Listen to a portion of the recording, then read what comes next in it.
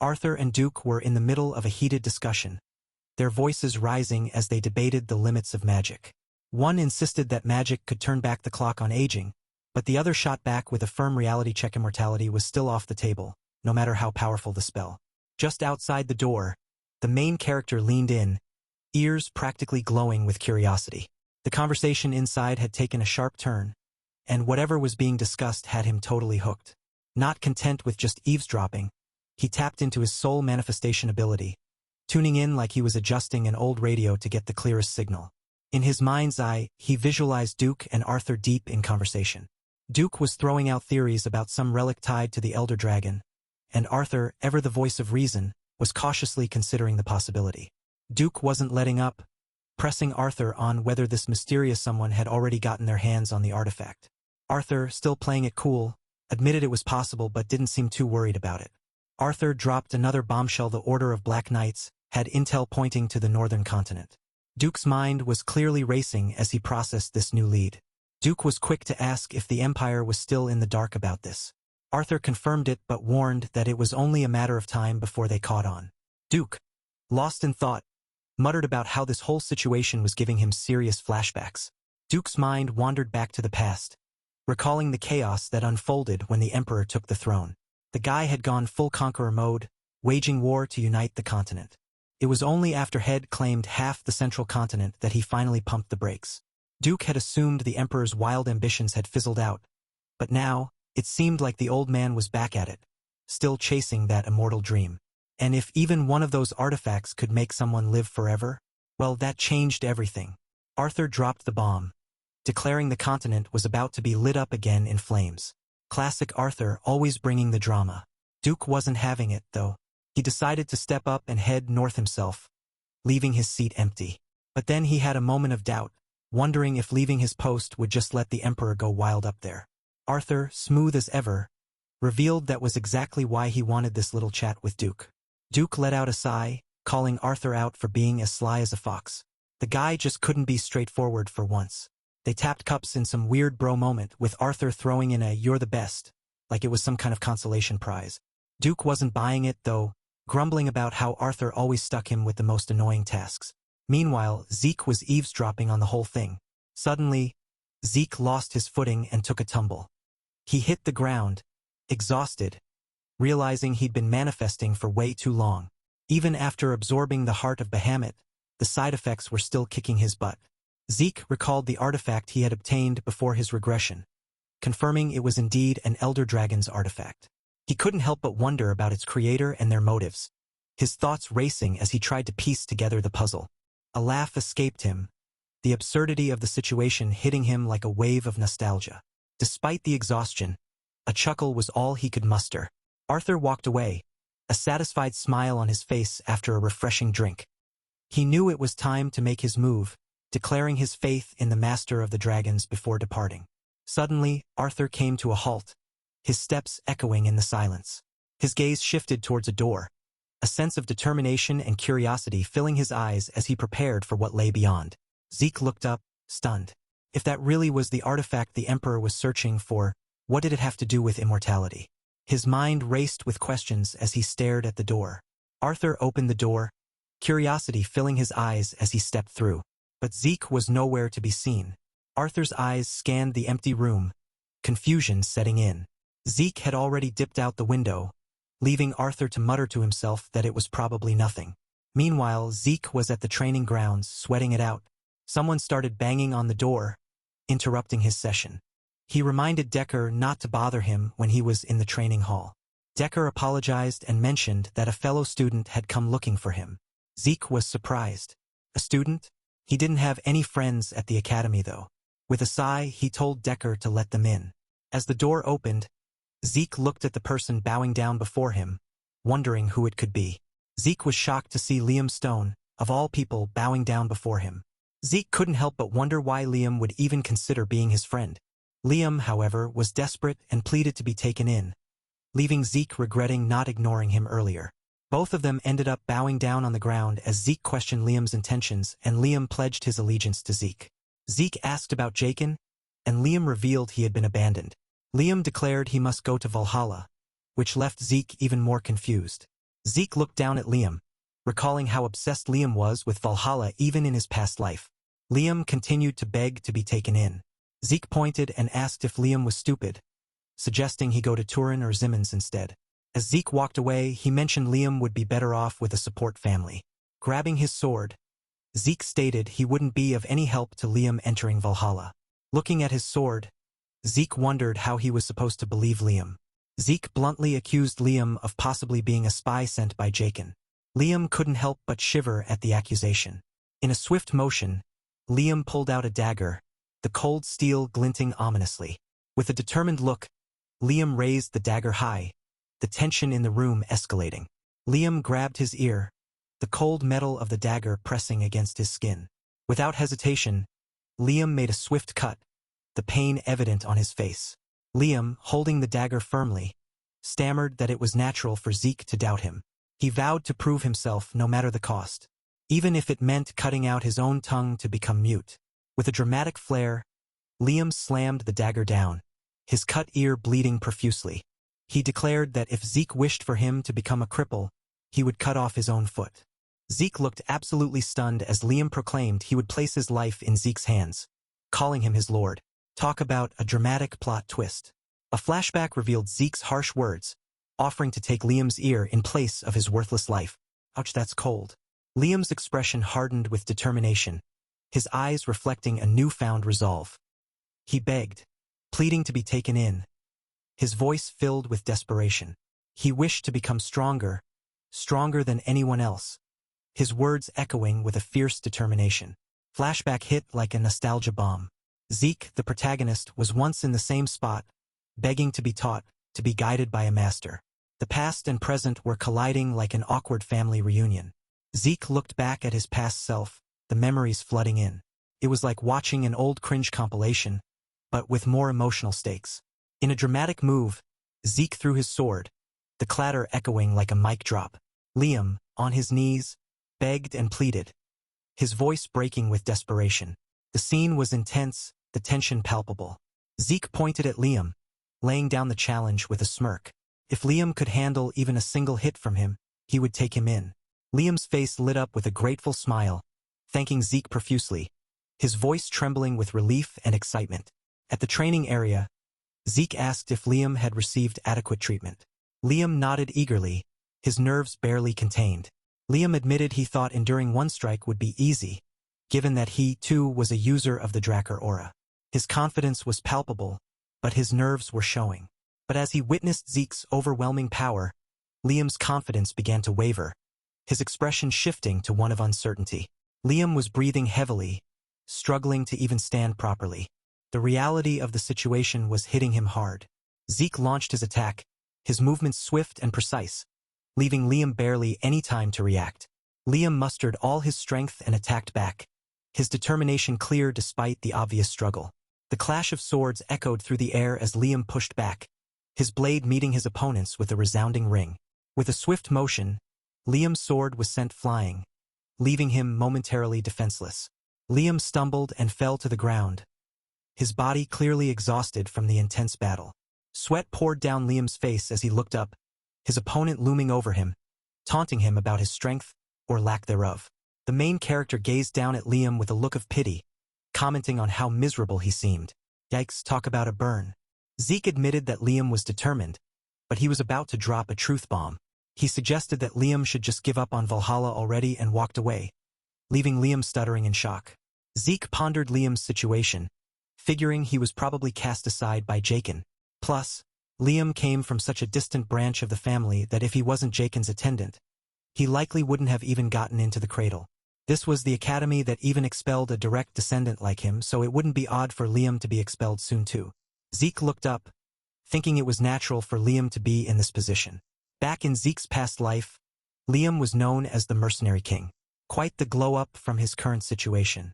But now, Liam was crying and begging for another chance. Talk about a fall from grace. Zeke looked disgusted, realizing that Liam wasn't planning to give up anytime soon. This guy was persistent, if not a little delusional. Zeke, grabbing his shirt in frustration, finally decided to give Liam a chance, though it was clear he wasn't exactly thrilled about it. He stuck his sword into the ground, setting a condition that Liam probably wouldn't like. Turning around, Zeke reminded Liam of his previous promises, about how he would go to extreme lengths if asked, like cutting his tongue or even his feet. Grabbing Liam's shoulder, Zeke's grip tightened, his expression serious. With an intense energy radiating from him, Zeke laid down his condition, cut off his right arm. Liam stood there stunned, his face a mix of shock and disbelief. Zeke, with a smirk, asked if Liam valued his right arm that much, clearly enjoying the moment.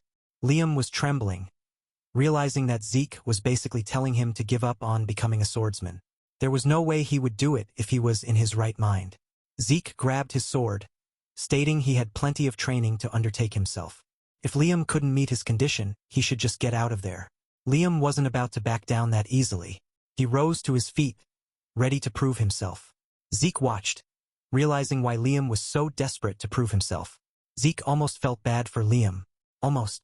Even if Liam didn't make it into Valhalla, he'd still be able to reach Red. Whatever that meant. Liam picked up his sword, determination etched on his face. Without hesitation, Liam slashed down towards his own right arm. Zeke couldn't believe what he was seeing. This guy was absolutely nuts. Zeke darted forward, ready to intervene. In a flash, Zeke moved so fast his motion was only visible in the reflection of a water drop. With a swift strike, Zeke cut Liam's sword clean in half. Liam's bold move was over before it even began. Liam stared at his trembling hand, the weight of his impulsive decision sinking in. Zeke grabbed Liam by the collar, his voice a mix of fury and disbelief. He questioned Liam's sanity and demanded to know what he would have done if Zeke had gone back on his word. Liam's eyes welled up, his expression crumbling as he struggled to find the words. Zeke's anger faltered as Liam confessed that he was afraid of losing something more precious than his arm. Zeke turned away, his tone firm but not unkind.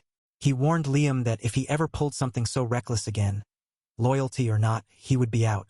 A small smile crept onto Liam's face as he realized Zeke wasn't throwing him out. Zeke urged Liam to hurry up, joking that people might think less of him if his subordinate was missing an ear. Liam quickly agreed, not wanting to disappoint. They settled at a table, the tension from earlier slowly fading. Liam's ear was reattached, the physical reminder of his impulsive act now healed. Liam hesitated, wondering if it was truly all right for him to use something so valuable. Zeke brushed it off, saying he was simply investing in Liam. Zeke fixed Liam with a serious gaze, asking him what was so important that it could rival the value of his own right arm, or even his life.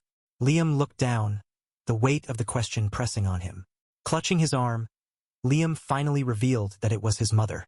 Liam began to share his story, explaining that a few days after Jakin abandoned him, his mother had collapsed from a high fever. Though the fever broke, her body became covered in rose-like red spots. Liam continued, his voice heavy with concern, saying that she was growing weaker by the day. The village healers were baffled by her condition. Zeke, listening intently, asked why Valhalla was the solution. Liam explained that Valhalla students and their families were offered the best medical treatments available on the continent. Zeke, holding a pen, started to write down the symptoms, noting the rose-like red spots. Turns out, the illness was a full-on rose disease situation. Highly contagious, super deadly. Not exactly the kind of bouquet anyone wants to receive. Zeke handed Liam a note, explaining that it was the method for producing the medicine to heal his mother's illness. He assured Liam that it wasn't very difficult to make, and the village healers should be able to handle it. Liam was confused but grateful. He stammered his thanks but couldn't help wondering how Zeke knew about the disease when even the healers were clueless. Cue the flashback to the genius alchemist brothers Al and Jeff. These guys were legends in their own right. The brothers had managed to invent a treatment for the disease that was plaguing the central continent. With a smile, Zeke simply said that he knew an alchemist, leaving it at that. Grabbing his tea, Zeke told Liam that since he now had the treatment method, there was no need for him to go to Valhalla or become his subordinate. Mic drop moment right there. Liam wasn't having it though. He stood up and declared that his life was already dedicated to Lord Zeke. Then, in a dramatic turn of events, Liam knelt down and swore loyalty to Zeke. Talk about a plot twist. Zeke smirked, clearly pleased with this new development. Having the mercenary king from his past life as his subordinate was quite reassuring. But he made it clear that if Liam lagged behind, he would be left behind. Liam, of course, eagerly agreed to follow his lord well. Meanwhile, inside a window, A mysterious voice responded to a knock, asking what was needed. It turned out to be Cadet Owen, bowing respectfully and addressing the voice as Dean. Owen, standing respectfully, dropped a bombshell proposal, suggesting they crank up the difficulty of this semester's exams. Like way up. Howard, stroking his mustache like a classic villain, raised an eyebrow and asked for the reasoning behind this sudden academic power move. Owen, owning his confidence, explained that this year's first years were no joke. With all the big family kids and 2 pureblood awakeners in the mix, the usual exam difficulty would barely scratch the surface of their skills.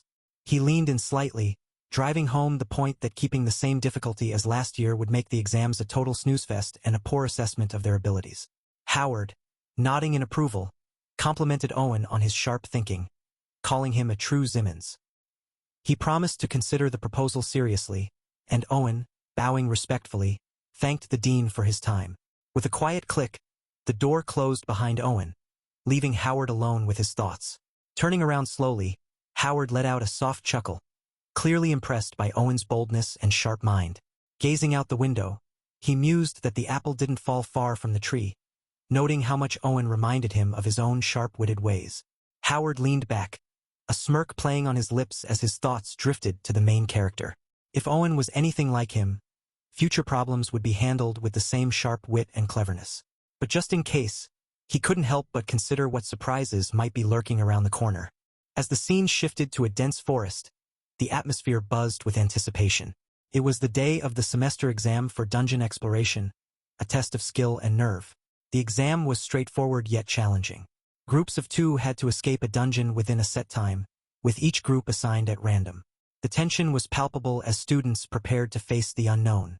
Zeke turned to Liam, his partner for the exam, and asked if he was nervous.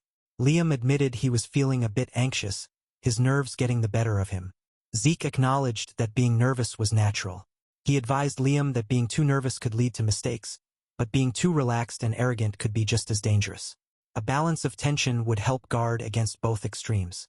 As they began to walk, a voice called out their names, signaling it was their turn. Zeke led the way, with Liam following closely behind, ready to face whatever lay ahead.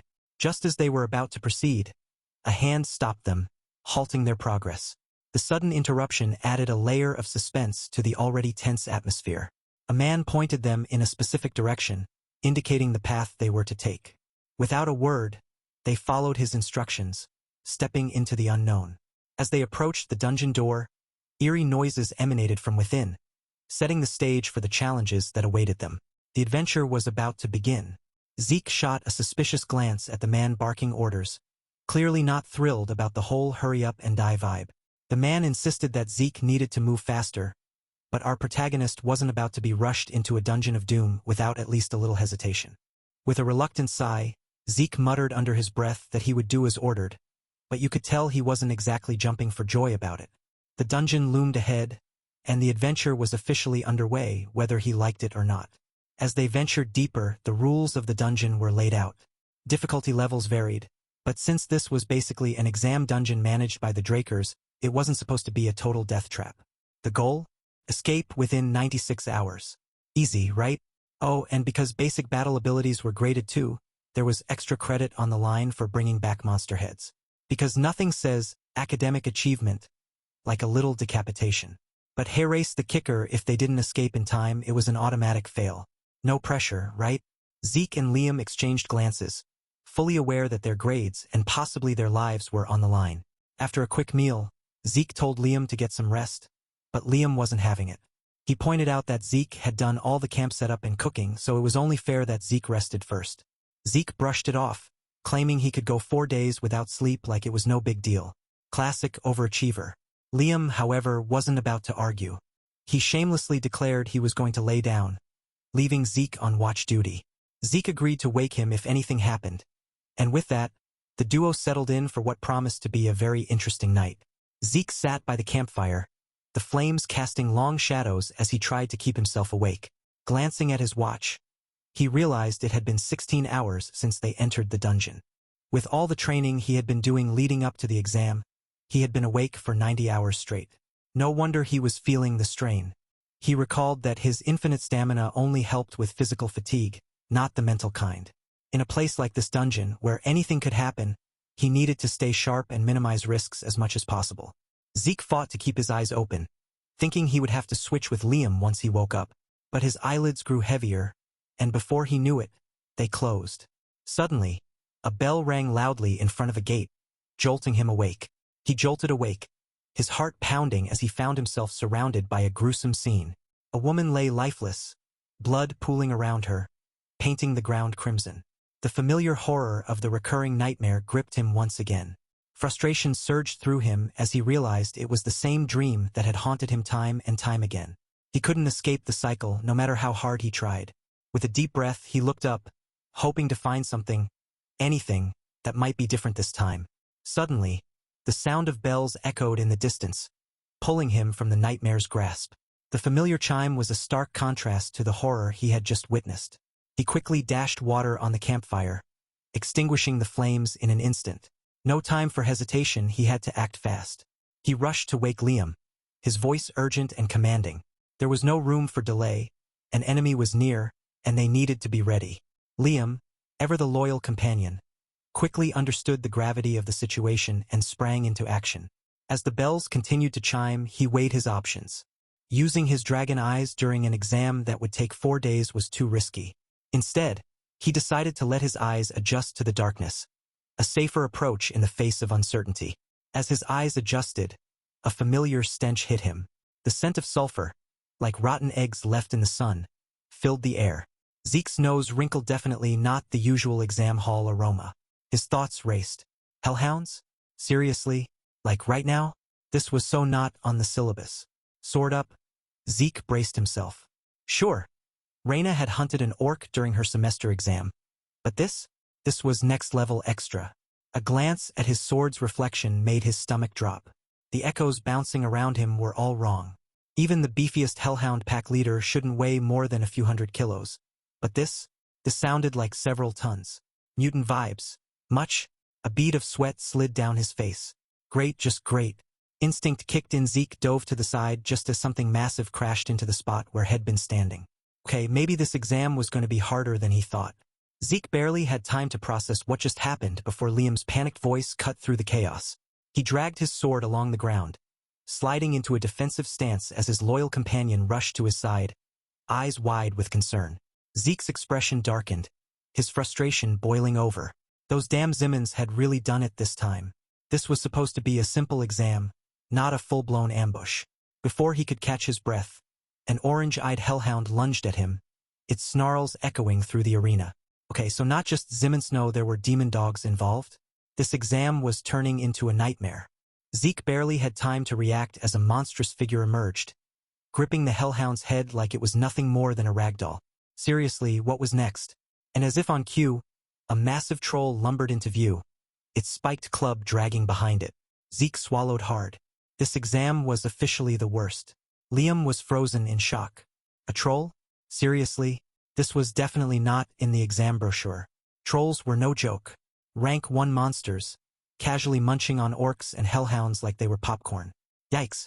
Zeke just stared, processing the situation. This was bad, really bad. Liam stepped in front of Zeke, determination in his eyes. He would be the decoy, he insisted. Zeke needed to take that opportunity to flee. Zeke smiled and tapped Liam on the shoulder. He wasn't having any of that depressing talk. Back to back, they stood ready. What kind of lord would abandon their subordinate? Not Zeke, that's for sure. Liam looked at Zeke, who told him to believe in his own efforts. Liam wasn't weak, and Zeke made sure he knew it. With a smirk, Zeke promised to support Liam. He could do as he pleased. Liam smirked back, gratitude shining in his eyes. Thank you, my lord. With a shared glance, they charged at the troll, their determination burning brighter than a well-lit meme. Their blades danced in the air, slicing through the troll's tough skin like a hot knife through butter. Zeke couldn't help but be impressed. The guy was good, really good. Wounding a troll was no joke, but hitting its weak spots with such precision? That was next-level stuff. The troll stumbled, falling to its knees. Zeke smirked, thinking that someone had clearly been hitting the books, or rather, the monster manuals in their spare time. But the troll wasn't done yet. With a roar, it swung its massive club at Liam, who barely had time to react. But just as the club was about to make contact, Zeke stepped in, defending Liam with a swift block. With a flash of his sword, Zeke cut the troll's club clean in half. The troll's eyes widened in shock as its weapon clattered to the ground. The troll glared at its broken club, fury burning in its eyes. Liam, still shaken, stammered out an apology, but Zeke reassured him.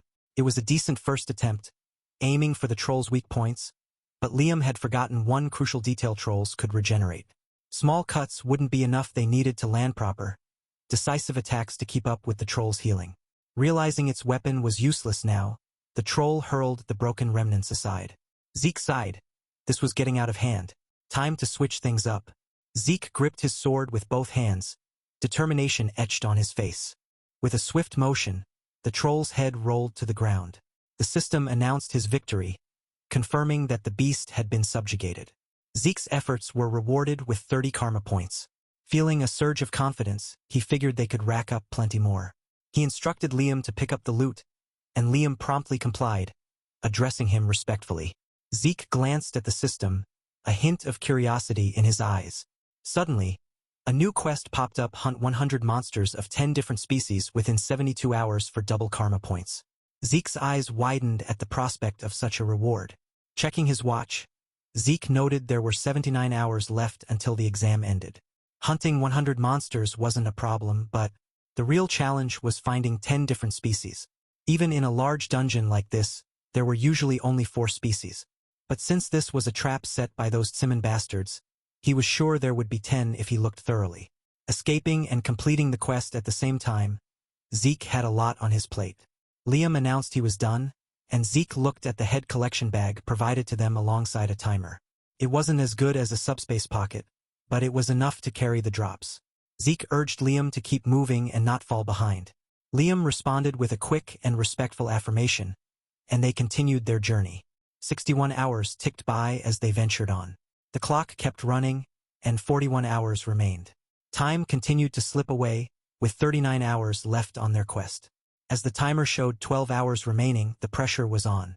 Zeke checked on Liam, who was taking a breather in the head collection bag. He asked if Liam had gotten used to real combat after all the monsters they had hunted. Liam admitted he wasn't sure yet, and Zeke reassured him that it was normal to take a while to get used to it. Zeke glanced at the system, checking their progress. The system displayed the remaining time as 50 minutes and 54 seconds, with their quest status showing 9 species out of 99 monsters. Zeke couldn't believe that even after killing a leech the size of a finger, he was still at 9 species. He had looked everywhere and the grind was real. Zeke was over it. Those Zimins were seriously useless. They couldn't even prepare one more species for him to hunt down. The grind was getting to him, and he was not here for it. Just as he was about to throw a mini tantrum, Zeke heard something. His ears perked up, and he quickly scanned the area, trying to figure out what was going on. Suddenly, he felt a vibration under his feet. It was like his phone was on silent mode, and someone was calling. The ground was literally buzzing, and Zeke knew something was up. Before he could even process what was happening, the ground started cracking. It was like the Earth had just seen a spoiler for the new Avengers movie and couldn't handle the shock. Zeke sprang into action, moving quicker than a Gen Z on TikTok. He spotted Liam and yelled out, telling him to drop the bag. There was no time to explain, and Zeke was not about to let Liam become a casualty of whatever was happening. But Liam was totally unaware, just standing there like he was waiting for his coffee order. Zeke was going to have to save the day as usual. With a swift move, Zeke cut the bag off Liam. It was like he was playing a real-life game of Fruit Ninja, but instead of fruit, he was saving his friend from impending doom. Liam stood there, eyes wide, looking like he had just seen a ghost. The bag was off, but the shock was very much on. Zeke, with his arm covered in blood, looked like he had just finished a very intense arm wrestling match with a vampire. Spoiler, the vampire didn't win. Liam started to freak out, thinking Zeke was seriously injured.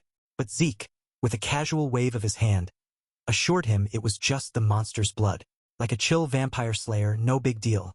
Zeke told Liam to just watch this time, like he was about to show off the coolest magic trick ever. But then, a massive worm with fangs that could give a shark a run for its money showed up. Zeke casually mentioned it might be hard to pay attention to Liam now. Zeke started sweating as he recognized the creature. A dungeon worm, Apparently an incredibly dangerous monster that usually requires 8 well-trained purple knights to take down. No pressure, right? As the worm attacked, Zeke muttered about the Zimmons, clearly not happy about their preparation. Like they had really outdone themselves this time. Just as Zeke finished his thought, a massive crash echoed through the room, making everyone jump. Liam, looking like he'd just seen a ghost, screamed for his lord. Liam stood there, frozen in fear, his eyes wide and his body trembling, like he was really not having a good time. Snapping out of it, Liam quickly turned around, his heart probably racing 100 miles an hour. He started digging through his bag, probably searching for something, anything, that could help in this situation. Meanwhile, Zeke stepped up, blocking the worm like a total boss. No big deal, just saving the day. With a swift move, Zeke launched an attack, his focus unwavering. This guy means business. After the attack, Zeke glanced at the door, thinking that even a blue knight would want to avoid encountering a dungeon worm in a place like this. Like, who wouldn't? He looked around, assessing the situation, ready for whatever came next. This guy is always prepared.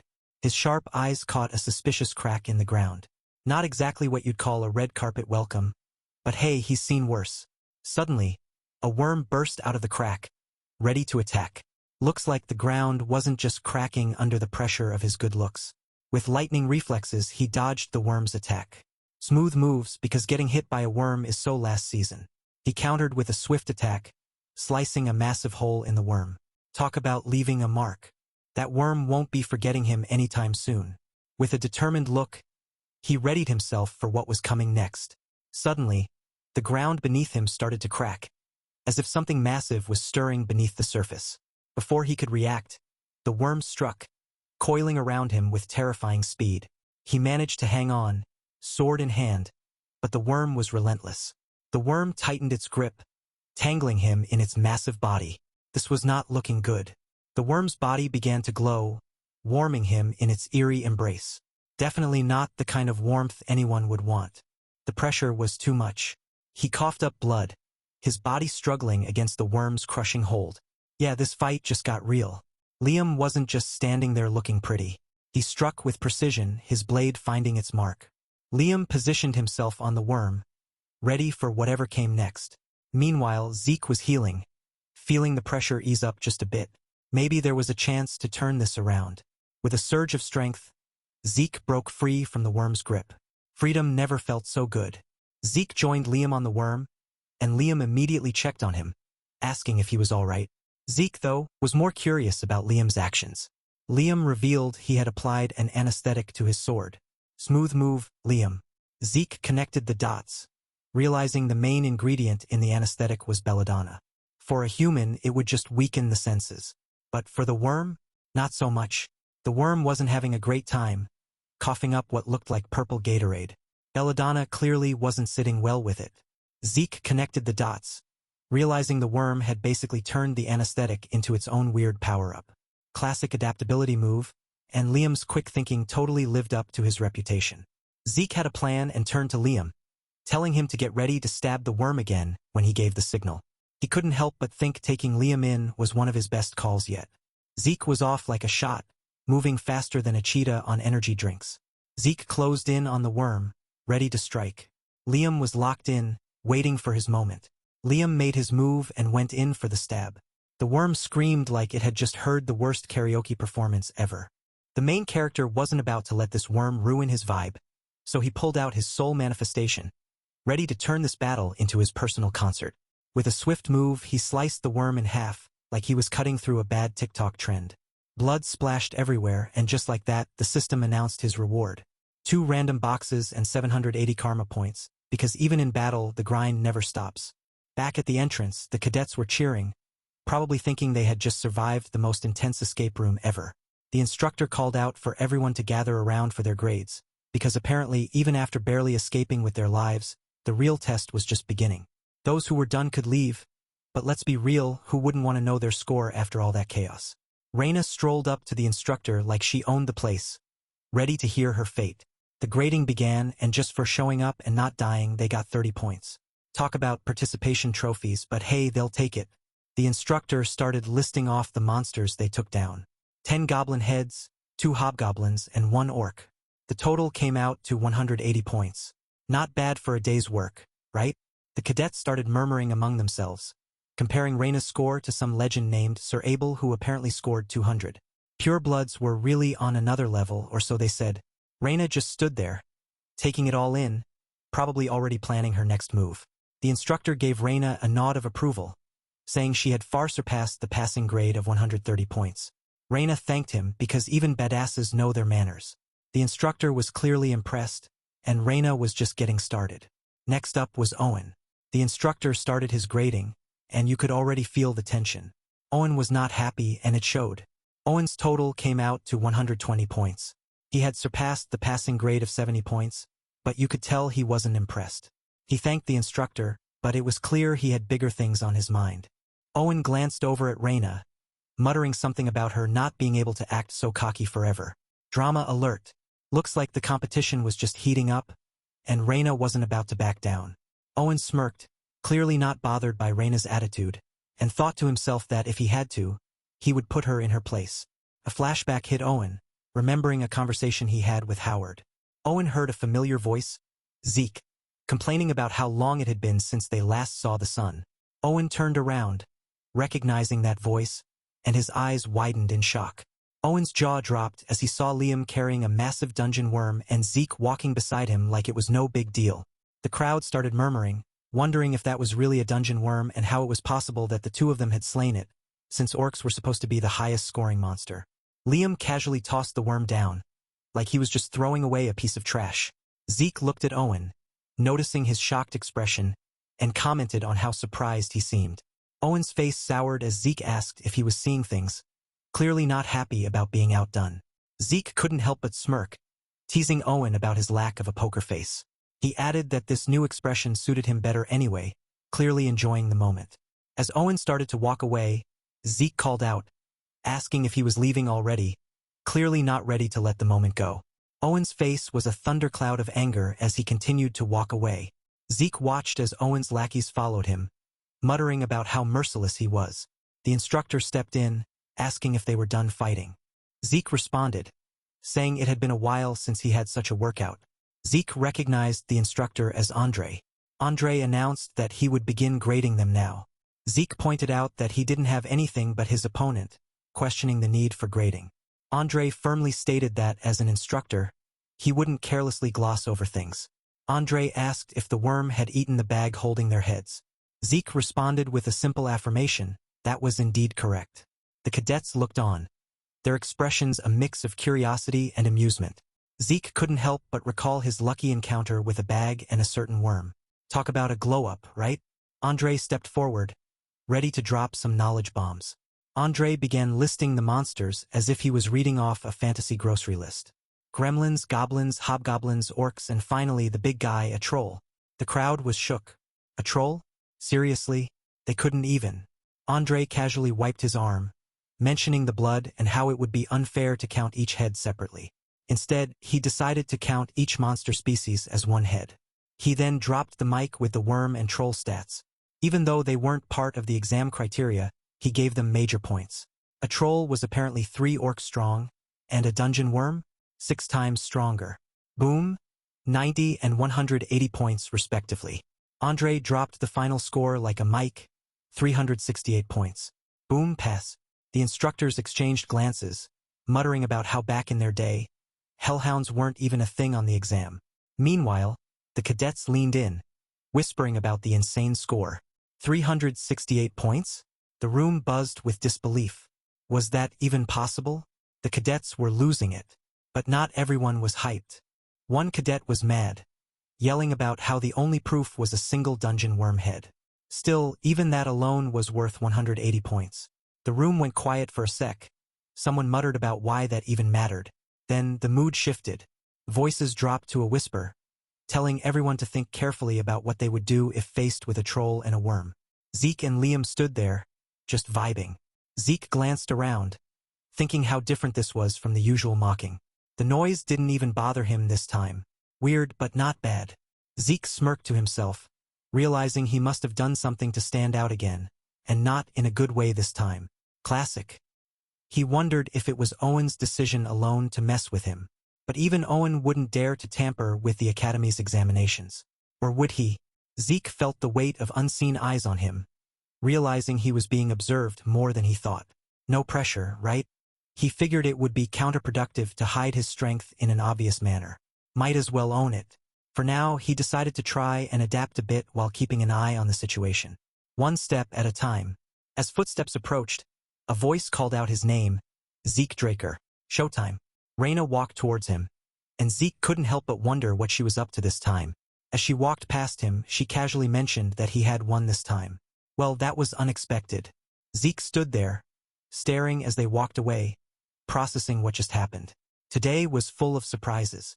Zeke watched as they walked away, processing what just happened. Today was full of surprises. He arrived at the training area, wondering what he should start with. A system notification popped up, revealing a new skill he hadn't noticed before. Gluttony, it was called. It sounded weird, but he figured he might as well check it out. Zeke checked his karma points and saw he had 780. He had been ignoring the gluttony skill as useless, but now he could easily invest 50 points to unlock it. Maybe it wasn't so bad after all. Zeke decided to activate gluttony, and as he did, the skill description changed before his eyes. It now said he could eat and digest anything, converting it into energy. Plus, if he consumed monsters with bloodline abilities, he would absorb their abilities too. That was a game changer. Zeke smirked at the thought of absorbing a monster's abilities. He couldn't help but think he should have activated this skill before the exam. Could have come in handy. Zeke materialized some meat, thinking he should try using the energy conversion to see what it was like. The system confirmed that the gluttony skill had been activated. Just as Zeke was about to try his new skill, something suddenly knocked the meat out of his hand. He looked up, surprised, wondering what was going on. Zeke turned around, trying to figure out what just happened to his meat. Behind him, there was nothing but darkness, as if the shadows themselves were playing tricks on him. Then, the meat suddenly floated toward the darkness, like it was being pulled by an invisible force. Zeke watched, stunned, as the jerky vanished into the shadows, as if it had been swallowed up by a bog. What in the world was going on here? Suddenly, a notification popped up, saying he had recovered energy from whatever had just absorbed his jerky. And just like that, his migraine was gone, as if he had taken a quick nap. It wasn't much, but Zeke could feel his mental fatigue lifting too. This was actually working. Zeke grinned, tossing more food into the darkness. This skill was definitely worth the points he had spent on it. With this, he could reduce the risk of all his other skills backfiring. He could recover mental fatigue with this new ability, and thanks to his infinite stamina, physical fatigue wasn't even a thing for him anymore. He was basically unstoppable now. Zeke's eyes widened with a mix of excitement and madness. This was going to change everything. Just as Zeke's mind raced with possibilities, a familiar voice cut through his thoughts.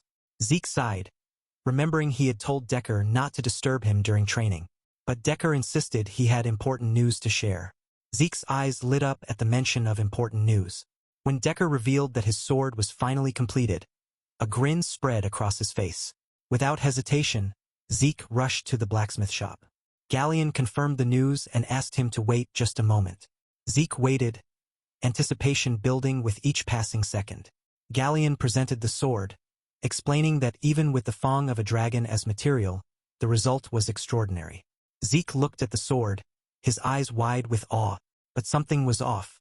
The sword was black, radiating a dark energy that Zeke couldn't quite understand.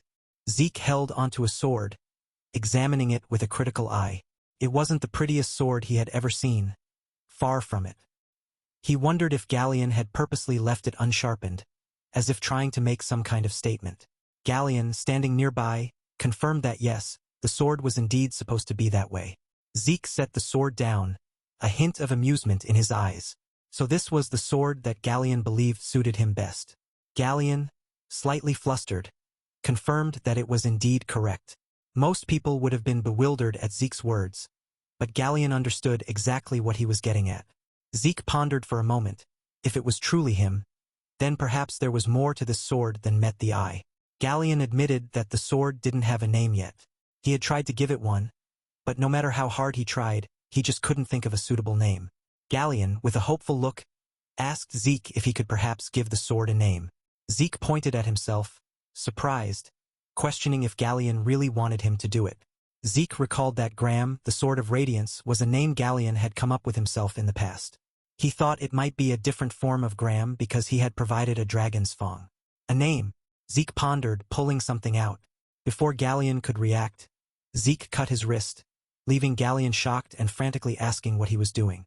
Galleon insisted he stop, but Zeke assured him that even with his healing factor active at all times, he could control it.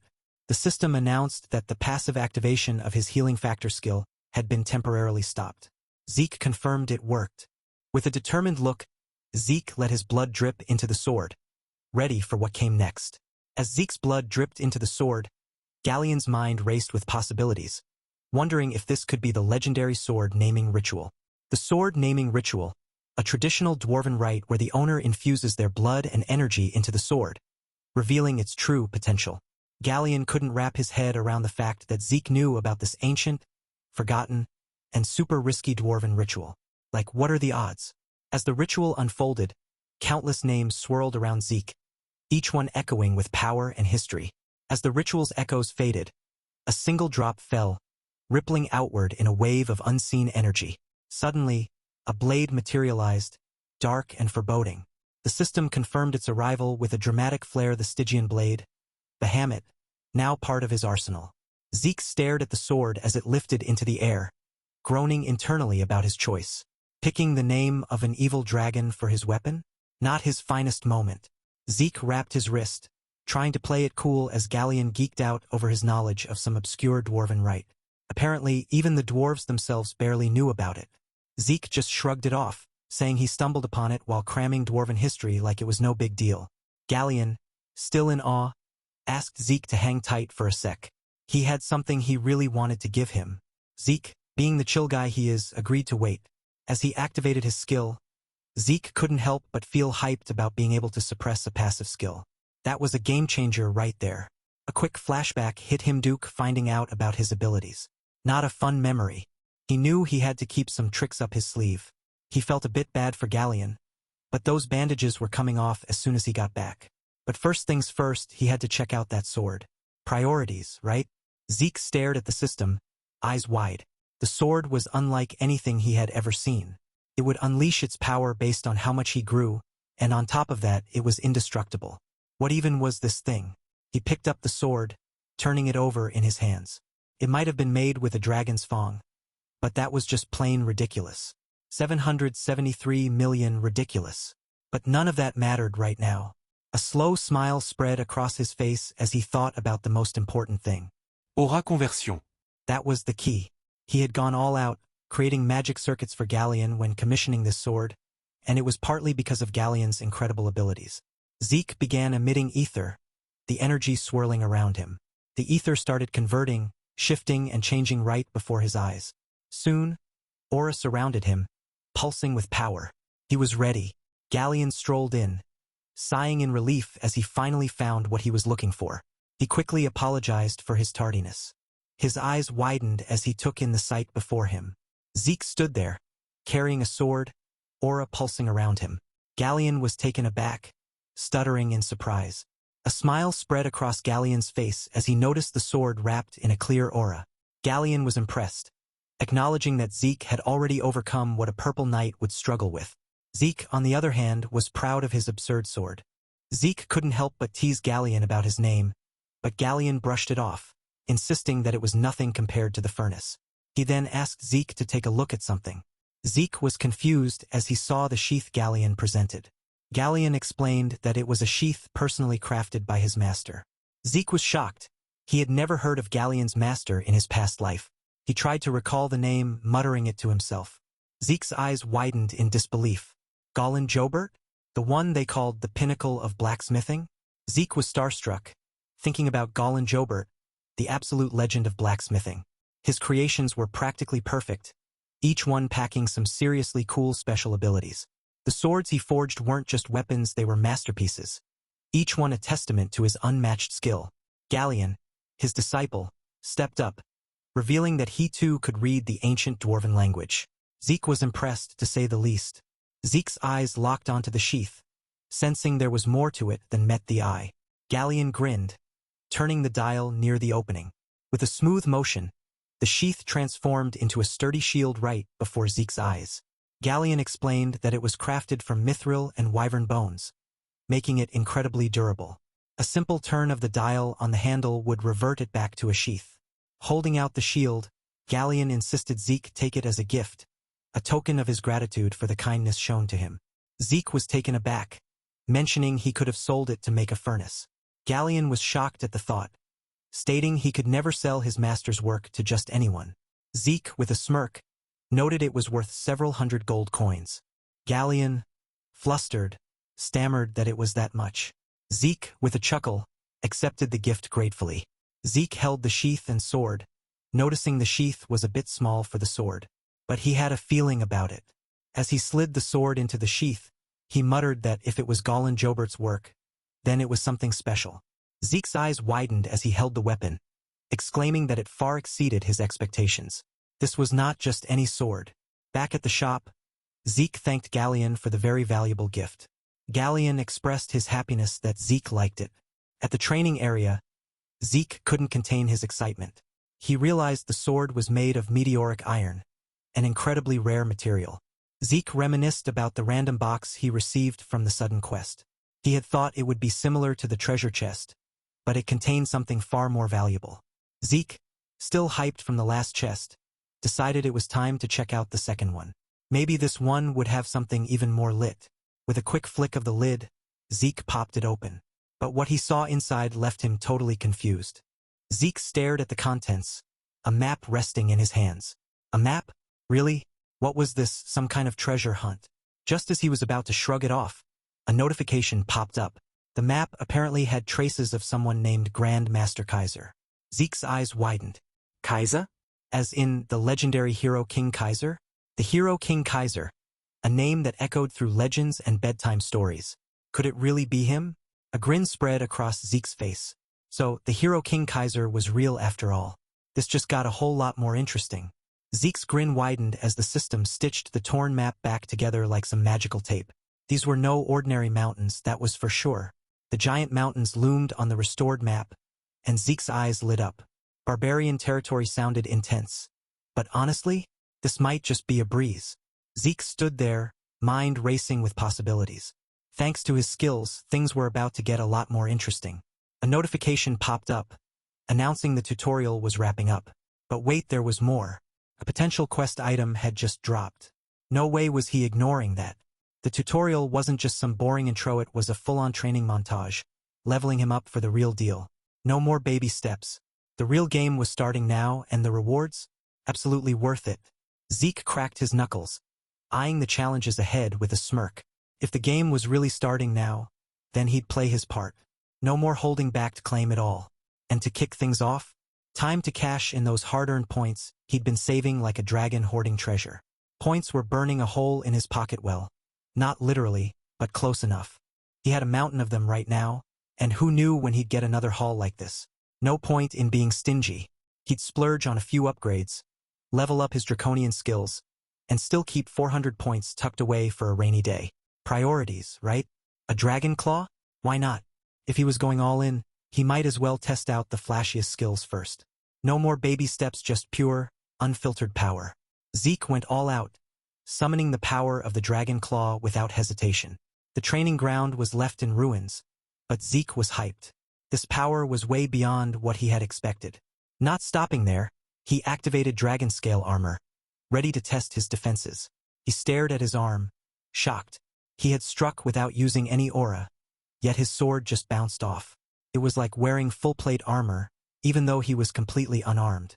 Dragon claw for attack and dragon scale armor for defense. It was all so intuitive. Zeke grinned, feeling warmed up and ready to keep pushing his limits. Zeke was feeling pumped after his training, but the Draker Academy Central Training Hall was buzzing with tension as the semester exams loomed. A voice echoed through the hall, announcing the start of the practical aura exams and a quick rundown of the rules. The instructor pointed to the training dummies behind him, explaining that these weren't your average punching bags. These dummies were basically indestructible, at least without the power of aura. He demonstrated how aura could destroy the dummy with ease, but warned that failing to even make a dent meant game over. And by game over, he meant failing the exam, nullifying all following exams, and being forced to start over from the basics. Yikes! The cadets murmured nervously among themselves, wondering what this meant for their future.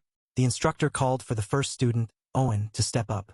Owen was a bit flustered being called first, but he quickly composed himself. With a smirk, he thought about how similar this was to the aura training he had done at home. After all, the Academy's aura education was something his family, the Zimmons, had established. Owen locked eyes with the main character, his confidence radiating as he declared that even as a pure-blood awakener, the main character wouldn't stand a chance against him in aura control. The instructor promptly called Owen's name, signaling his turn. With a fluid motion, Owen drew his sword, the blade gleaming under the light. The instructor gave him the go-ahead, and the room seemed to hold its breath in anticipation. Owen's sword hummed to life, resonating with a power that left everyone in awe. The cadets whispered among themselves, barely believing what they were seeing. The instructor couldn't hide his amazement, exclaiming that Owen was using sword resonance at just barely 13 years old. It was incredible, he thought, truly worthy of someone from a great family. In a blur of motion, Owen slashed through all the training dummies, his sword moving like a whirlwind. The cadets watched, their jaws dropping in unison. The room was silent, the cadets stunned into speechlessness by Owen's display of skill. It was like watching a master at work, effortless and precise. As suddenly as he started, Owen stopped, his sword coming to rest. The cadets remained stunned, the echo of his final slash lingering in the air. The instructor couldn't contain his excitement, declaring that Owen's performance was absolutely incredible, just as expected from his Zimmons. With a smirk, Owen soaked in the praise as the instructor continued, claiming that at this rate, Owen would surpass Sir Abel in no time. Owen casually slapped away a hand from his shoulder, clearly not in the mood for any physical praise. The instructors exchanged glances, one muttering about how ill-mannered Owen was, while another wondered why he was acting that way. The cadets, now inspired, took their turns, slashing at the dummy as the instructors called out for the next student. The instructors observed, slightly puzzled as to why everyone was suddenly doing so well. They realized that Owen's performance had intimidated the cadets in a good way. Not a single student had failed, with every one of them able to pour aura into their swords. The special class was really different. Reina stepped forward, gratitude in her tone as she thanked the instructor in advance. With a polite demeanor, she made a request, catching the instructor's attention. He asked what it was she wanted, intrigued by her confidence. Reina wished to be graded according to the dragonslaying arts, a challenging criteria usually reserved for higher-ranked cadets. The instructor reminded her that it was a tough standard, but Reina was aware and undeterred. Owen, watching from the side, couldn't help but comment on her boldness, accusing her of being conceited now that she had become a pure-blood awakener.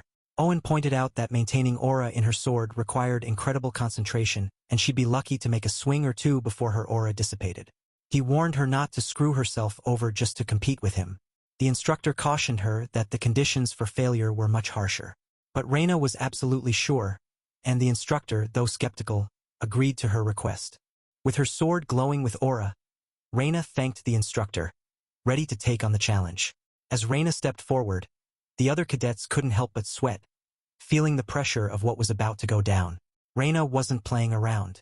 With a deep breath, she infused her sword with a dazzling aura, ready to show everyone how it's done.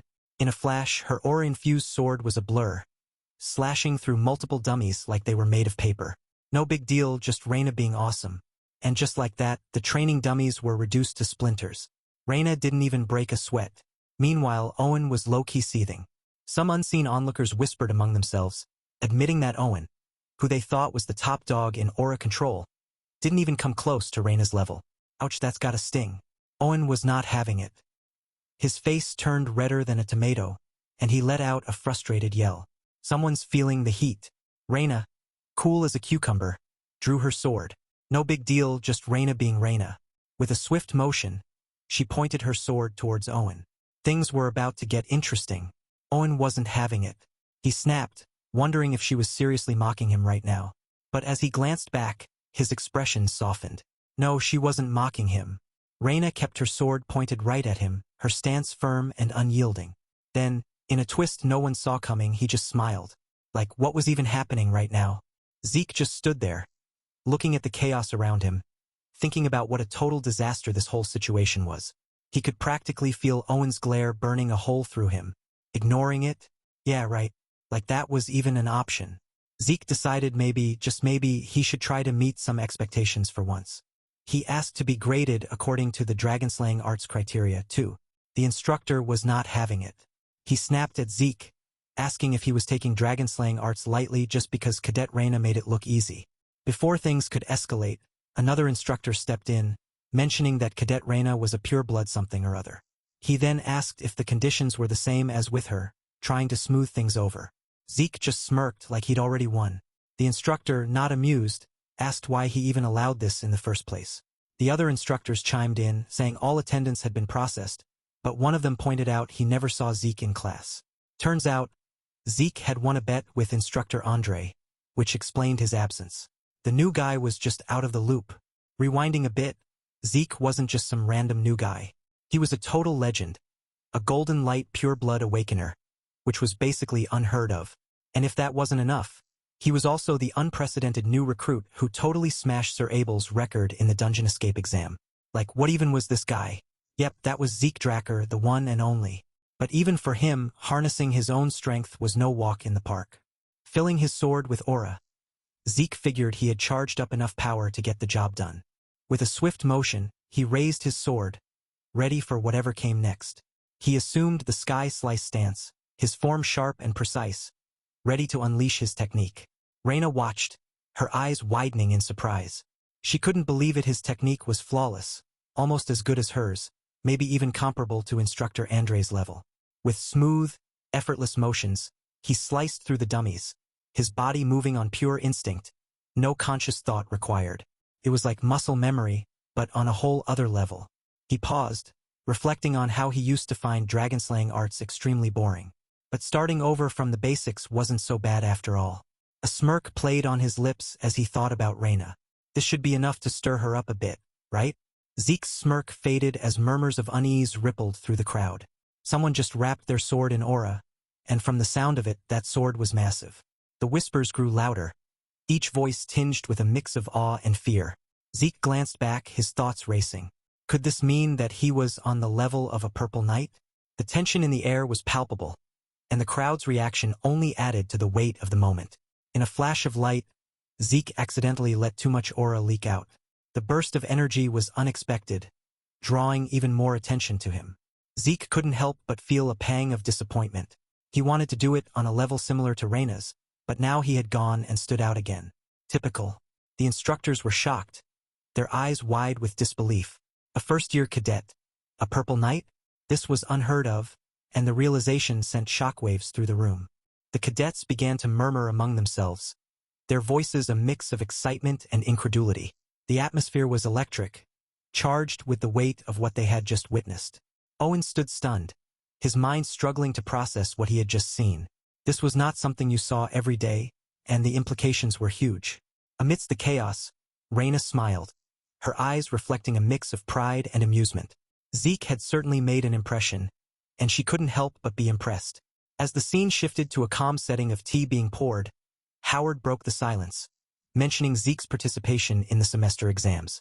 Both Howard and Zeke settled into their seats, the atmosphere relaxed yet charged with unspoken tension. Howard couldn't help but express his surprise at Zeke's results, which Zeke casually brushed off as mere luck. Howard raised an eyebrow, clearly not buying the modest act. Reaching the level of a purple knight at just 13? That was no small feat, and Howard made sure Zeke knew he saw right through him. Changing the subject, Howard leaned in slightly, asking how Zeke felt about taking the grade advancement exam. Zeke's eyes widened slightly at the mention of the grade advancement exam. Skipping a grade or more depending on his performance? Howard explained it was a system designed for remarkable cadets like him. Internally, Zeke smirked. He had taken the bait faster than expected, but it was a given that he would end up revealing more than planned. After a moment of consideration, Zeke looked up, a determined glint in his eyes. He would do it. As the door closed behind Howard, Zeke couldn't shake the feeling that Howard had something planned, and he was walking right into it. Classic. Zeke decided to play along, striding forward with a mix of determination and classic Gen Z, whatever energy. Meanwhile, Howard gazed out the window, contemplating the fact that both Reina and Zeke, pure-blood awakeners, had decided to take the exam. Looking up, he muttered to himself about taking measures, sensing that things were about to get interesting.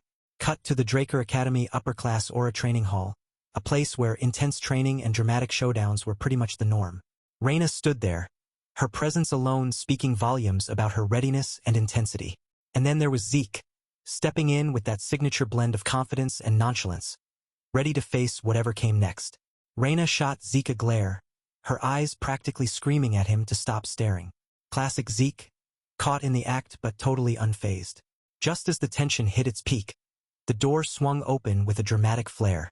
A voice echoed, totally casual, like they hadn't just made everyone wait forever. The footsteps stopped, and the room went quiet. This was the examiner for the grade advancement exam, and not just any examiner. The main family's upper-class knight had arrived. The man stepped forward, all serious and official. Sir Owl Draker, as he was introduced, had a presence that filled the room. Zeke's eyes narrowed slightly. Something about this guy seemed familiar, like a memory just out of reach. Then it hit him. The dieback blade? That name carried weight, and Zeke knew it all too well. A flashback hit him like a wave, pulling him into a memory he hadn't thought of in a long time. There was Owl carrying someone who looked like they'd seen better days. The image was stark, etched into Zeke's mind. Footsteps echoed in the memory, slow and deliberate, like time itself was dragging. And then it clicked. A Draker? The pieces started falling into place, but the picture they formed wasn't exactly comforting. Zeke's hand flew to his sword, his mind racing. A Draker? Here? That was so not on the itinerary. What was a dog of the Empire doing in a place like this? But he stopped, his body tense, eyes scanning the area. That's when he saw Ida's lifeless body lying amidst the rubble. His heart sank. Suddenly, an owl swooped in and started digging near the body. Okay, this just got weird.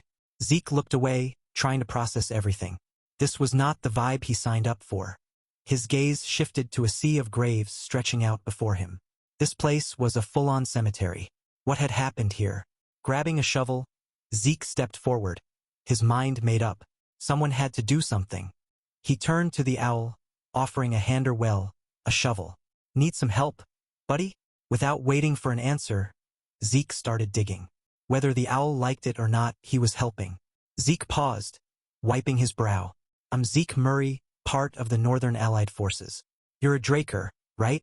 The owl just stared at him for a moment before replying. No, I left. Well, that was unexpected. Zeke felt a strange connection with the owl, who simply called himself Dieback Blade. Well, that was a mood. Back in the present, Zeke mused that the name Owl suited the blunt and curt Dieback Blade perfectly. After the introductions, they greeted Owl Draker, the upper-class knight overseeing the first-year grade advancement exam. The exam was a high-stakes swordsmanship battle, familiar to alumni of the Cradle. The instructor explained the rules continue until unconsciousness or surrender. He expected nothing less than their absolute best. Reina reached for her sword, ready to go first, but Owl swiftly shut that down with a simple no. Owl stated there was no need for them to go separately, leaving Zeke and Reina to exchange glances. Owl wasn't playing around. With a look that screamed, I mean business. He locked eyes with them and dropped the mic. Come with me now. Reina was getting all fired up, but Zeke stepped in with the chill vibes of a guy who's seen it all. He told her to take a breath and remember who she was dealing with. Owl wasn't some random dude, the skill gap was real. Zeke dropped the bomb that the test had already started. Like, surprise. No time to stress, folks. A mysterious voice pointed out that if Reina had let her emotions get the best of her and rushed in, she would have totally lost points. Ouch. Reina let out a deep sigh, the kind that says, I need to get my act together. She turned to Zeke, asking what they should do. The voice chimed in again, hyping Reina up as the genius she is, making quick judgments like it was nothing. Zeke had a plan, though. He said there was a perfect strategy for this situation. They were going to hit Owl with a solid one strike. Game on. Zeke's plan was in motion, and it was time to see how it would unfold. The tension was building, and everyone was on the edge of their seats. The spotlight shifted to an odd sword, a single-edged beauty hailing from the Eastern Empire. This was no ordinary blade, it was the Wandudu, a sword with a history as unique as its design. This sword wasn't just some fancy new toy. Zeke had been wielding this bad boy for what felt like forever, and it was about to see some serious action. Meanwhile, Reina was not having a great time. Her pride had taken a hit, But in this world, pride and honor didn't mean much if you couldn't back it up with strength. Zeke wasn't here to make things personal, though. He had a strategy and he was sticking to it. No distractions, no drama, just pure, calculated moves. The stage was set, the players were ready. All that was left was to see how this high-stakes game would play out. With every passing moment, the anticipation grew. The air was thick with tension, and you could cut it with a knife. The battle was about to begin, and everyone was holding their breath, waiting for the first move. In the blink of an eye, the calm before the storm was over. It was go time, and the arena erupted into chaos. The crowd was hyped, the fighters were ready, and the battle was about to get real. In the heat of the moment, every move counted, and the tension was as thick as a Gen Z's obsession with avocado toast. The fighter sized up his opponent, realizing he was up against an upper-class knight. No big deal, right? He thought he had a strategy, focusing his attacks on the knight's blind spots just as Zeke told him to. But plot twist, none of his attacks were landing. He couldn't even scratch the guy. Talk about a buzzkill. As the fight raged on, the words dragon-slaying arts, Chapter 3, Verse 1 echoed in his mind. Maybe it was time to bring out the big guns. With a deep breath, he prepared to unleash everything he had, hoping it would be enough to turn the tide. He unleashed everything he had, the sheer force of his attack sending shockwaves through the battlefield. The dust settled, revealing the aftermath of his desperate strike. Amidst the chaos, a figure lay battered but determined. Lady Reyna rushed forward, her voice filled with concern as she called out to Draker, asking if he was all right. Draker, barely standing, reassured her that he was fine, though his battered appearance told a different story. He warned Reyna to step back, as it was dangerous. For a moment, he had lost control, and that was a big no-no in his book. Draker realized he needed to create an opening, but with his skills, he had no hope of doing that. Talk about a tough break. Draker was stuck in his thoughts, trying to figure out a way to turn the tables. The opponent wasn't having it, calling out Draker for even considering such a dishonorable move in a duel. But Draker fired back, questioning when honor ever paid the bills. This wasn't some fancy nightly showdown, it was an exam. A test of their ability to take someone down. No holds barred. Draker knew he was the one who asked for help, so he had to see this through, no matter how messy it got. But doubts crept in. Would this risky plan even work? The opponent was a top-tier knight, after all. Yet, they just had to force a situation where it would. Draker recalled their fight in the cradle, questioning why his opponent couldn't dodge that rock back then. The tension was building, and the stakes were higher than ever. The opponent admitted he didn't see that tactic coming, and Draker knew he had to capitalize on the element of surprise. The same went for his opponent, neither of them could afford to hold back. Draker told his ally to wait for his signal, confident that their plan would definitely work. Draker was sure that even a tiny opening would be enough for their plan to work. But then, someone stumbled upon Sir Duke's secret, and things started to get real. The tension was building, and it was clear that whatever was about to happen, it wasn't going to be a walk in the park. Draker knew he had to step up his game. It was time to get serious. As the plan unfolded, there was a moment of silence, a calm before the storm. Suddenly, someone noticed something was off with the lights. The usual glow was missing, and it was clear that something wasn't right. It turned out that the enemy had used the traits of a pureblood awakener to mess with the mana. Draker realized they were in for a tough fight. The game was on, and Draker was ready to face whatever came his way. Draker's opponent wasn't impressed, calling his move a childish ploy. Like, seriously, did he think a little smoke would do the trick? The voice echoed with disdain, questioning if Draker genuinely believed that blocking his vision would give him an edge against an upper-class knight. Draker's heart pounded as a sudden realization hit him. A bad feeling crept up his spine. Something was definitely off. The voice taunted, revealing that his vision was unperturbed. He had been wanting to try out a new draconian skill, and this was the perfect chance. Plus, Owl wasn't the type to brag about it anyway. Suddenly, a draconian skill activated. Dragon Claw unleashed. The Dragon Claw was no ordinary attack, it was a first-year cadet sword strike. Or at least that's what it seemed like. But no, this wasn't like a sword strike at all. Zeke Draker had already surpassed that level long ago. His skills had long surpassed the level of a cadet, and this attack was proof of that. The sheer power and precision of the Dragon Claw left everyone in awe. It was clear that Zeke Draker was not someone to be underestimated. Zeke was already adjusting to the darkness, his movements becoming more fluid and precise. It was as if the lights going out had barely slowed him down. The observers were in disbelief. How could anyone adapt so quickly to such a drastic change? Zeke's adaptability was proving to be a formidable advantage, leaving his opponents scrambling to keep up. In a blink, Zeke vanished from sight. His opponents could only make out a hazy figure like trying to fight a shadow. The frustration was palpable. How could they hope to win against someone they couldn't even see?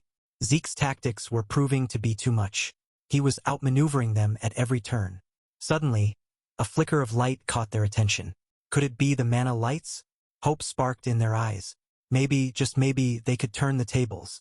But the extraneous noises were covering up any traces of Zeke Draker. It was like trying to find a needle in a haystack, but the needle was a ninja. Suddenly, a sound cut through the noise, like someone just dropped their avocado toast, startling and unexpected. Silence followed, the kind that makes you wonder if your headphones just died at the best part of the song. Then, out of nowhere, a voice shouted for Reina like they just spotted the last slice of pizza. The voice analyzed something, calling the structure simple but clearly not impressed, like a chef judging a microwave meal. They wondered what kind of stuff was supposed to go inside it, like trying to figure out if a mystery box was going to be a treasure or just full of socks. The realization hit hard. Explosion magic was in play, and the shock was real, like finding out your grandma is a secret gamer. A flash and the sound of an explosion were all it took, proving that sometimes, less really is more, like that one emoji that says it all. Talk about perfect timing. Reina dropped in like the ultimate plot twist, leaving everyone wondering if she had been hiding in the wings this whole time. But just as quickly, the tables turned. A groan escaped someone's lips, a clear sign that the enemy had finally landed their hit. Silence hung in the air, the kind that makes you wonder if your Wi-Fi just cut out at the worst possible moment. The tension was so thick you could cut it with a knife, or at least wish you could. Everyone held their breath, waiting for whatever wild twist was coming next. And boom goes the dynamite, literally. The explosion was so massive it could probably be seen from space. Everyone hit the deck, covering their heads as debris went flying like confetti at the world's most chaotic party. But wait, what's this? Out of the smoke and chaos, an owl swoops in like it's the hero of this mess. No cape, but definitely some serious dramatic timing. The crowd stared, confused but also weirdly impressed. Was this owl about to drop some wisdom, or just here for the snacks?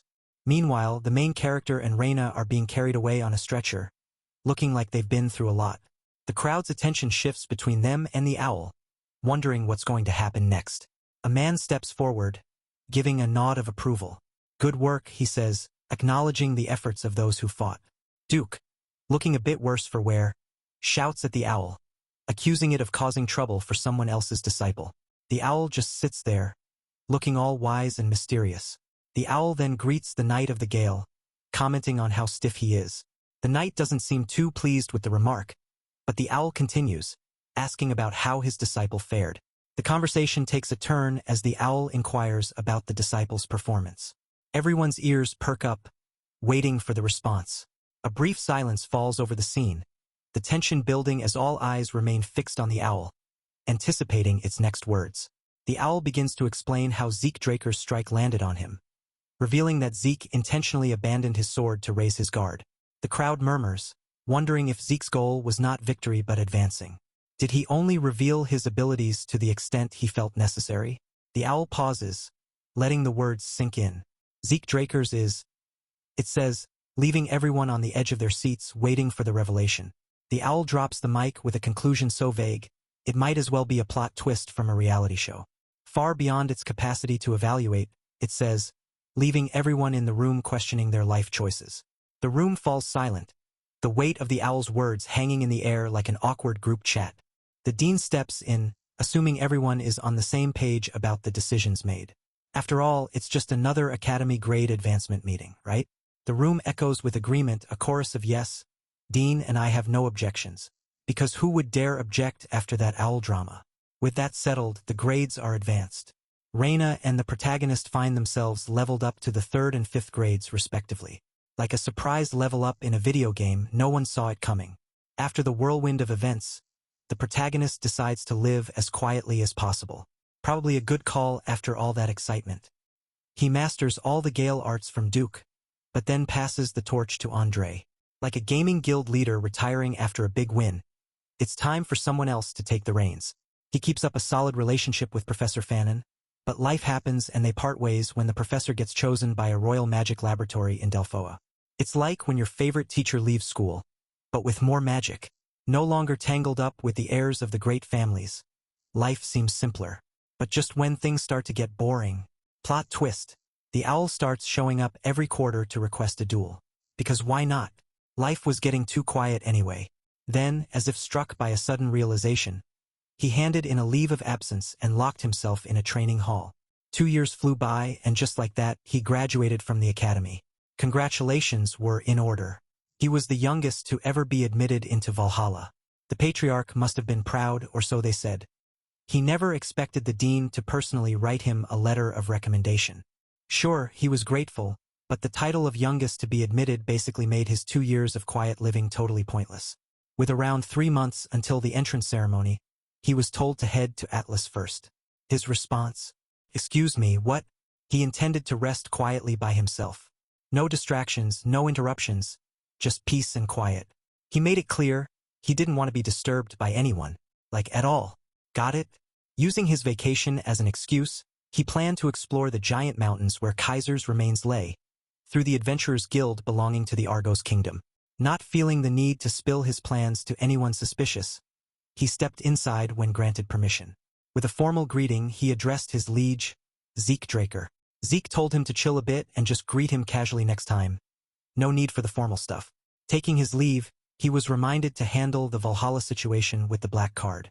Curious about why he was called to the Platinum Mansion, he wondered if it had anything to do with his transfer to the special class Thwees. As his liege, Zeke couldn't just sit back and do nothing.